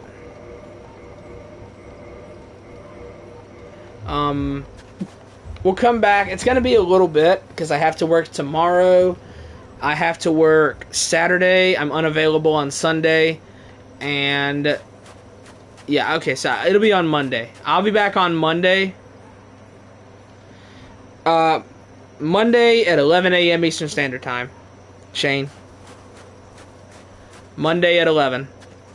And then I won't be streaming on Tuesday, but then I'll probably stream from like just about every day from that Tuesday on through the next, like the following Friday. For like a week and a half. So yeah, it'll be Monday. I won't be available Tuesday, and then I'll be live on Wednesday. But for now, yeah. Monday at 11 a.m. Eastern Standard Time. That's when we'll come back for this. We'll do Painted World for sure. We'll probably end up going into like the Catacombs. We'll do the Catacombs probably. Duke's Archives, we have to do that. Then we have to go down into the Demon Ruins, and then we have the DLC. So I would say I'll say 3 streams left. Probably 3 streams. Because, yeah, I would say probably 3 streams left at this point for Dark Souls 1. Yeah. Anyways, I'm out of here. Appreciate everybody coming out. Shane, L. We had a few people. Spectro, Bilal, Ethos, JLo. Appreciate everybody. I'm gonna go ahead and get out of here. So yeah. I might be live in Discord. I might not live in Discord. I might be in Discord later. In VC. We'll see. But yeah, anyways, I'm out of here. Appreciate everybody coming out. I'm gonna go do some stuff. So yeah. Y'all take it easy and just enjoy the rest of your day.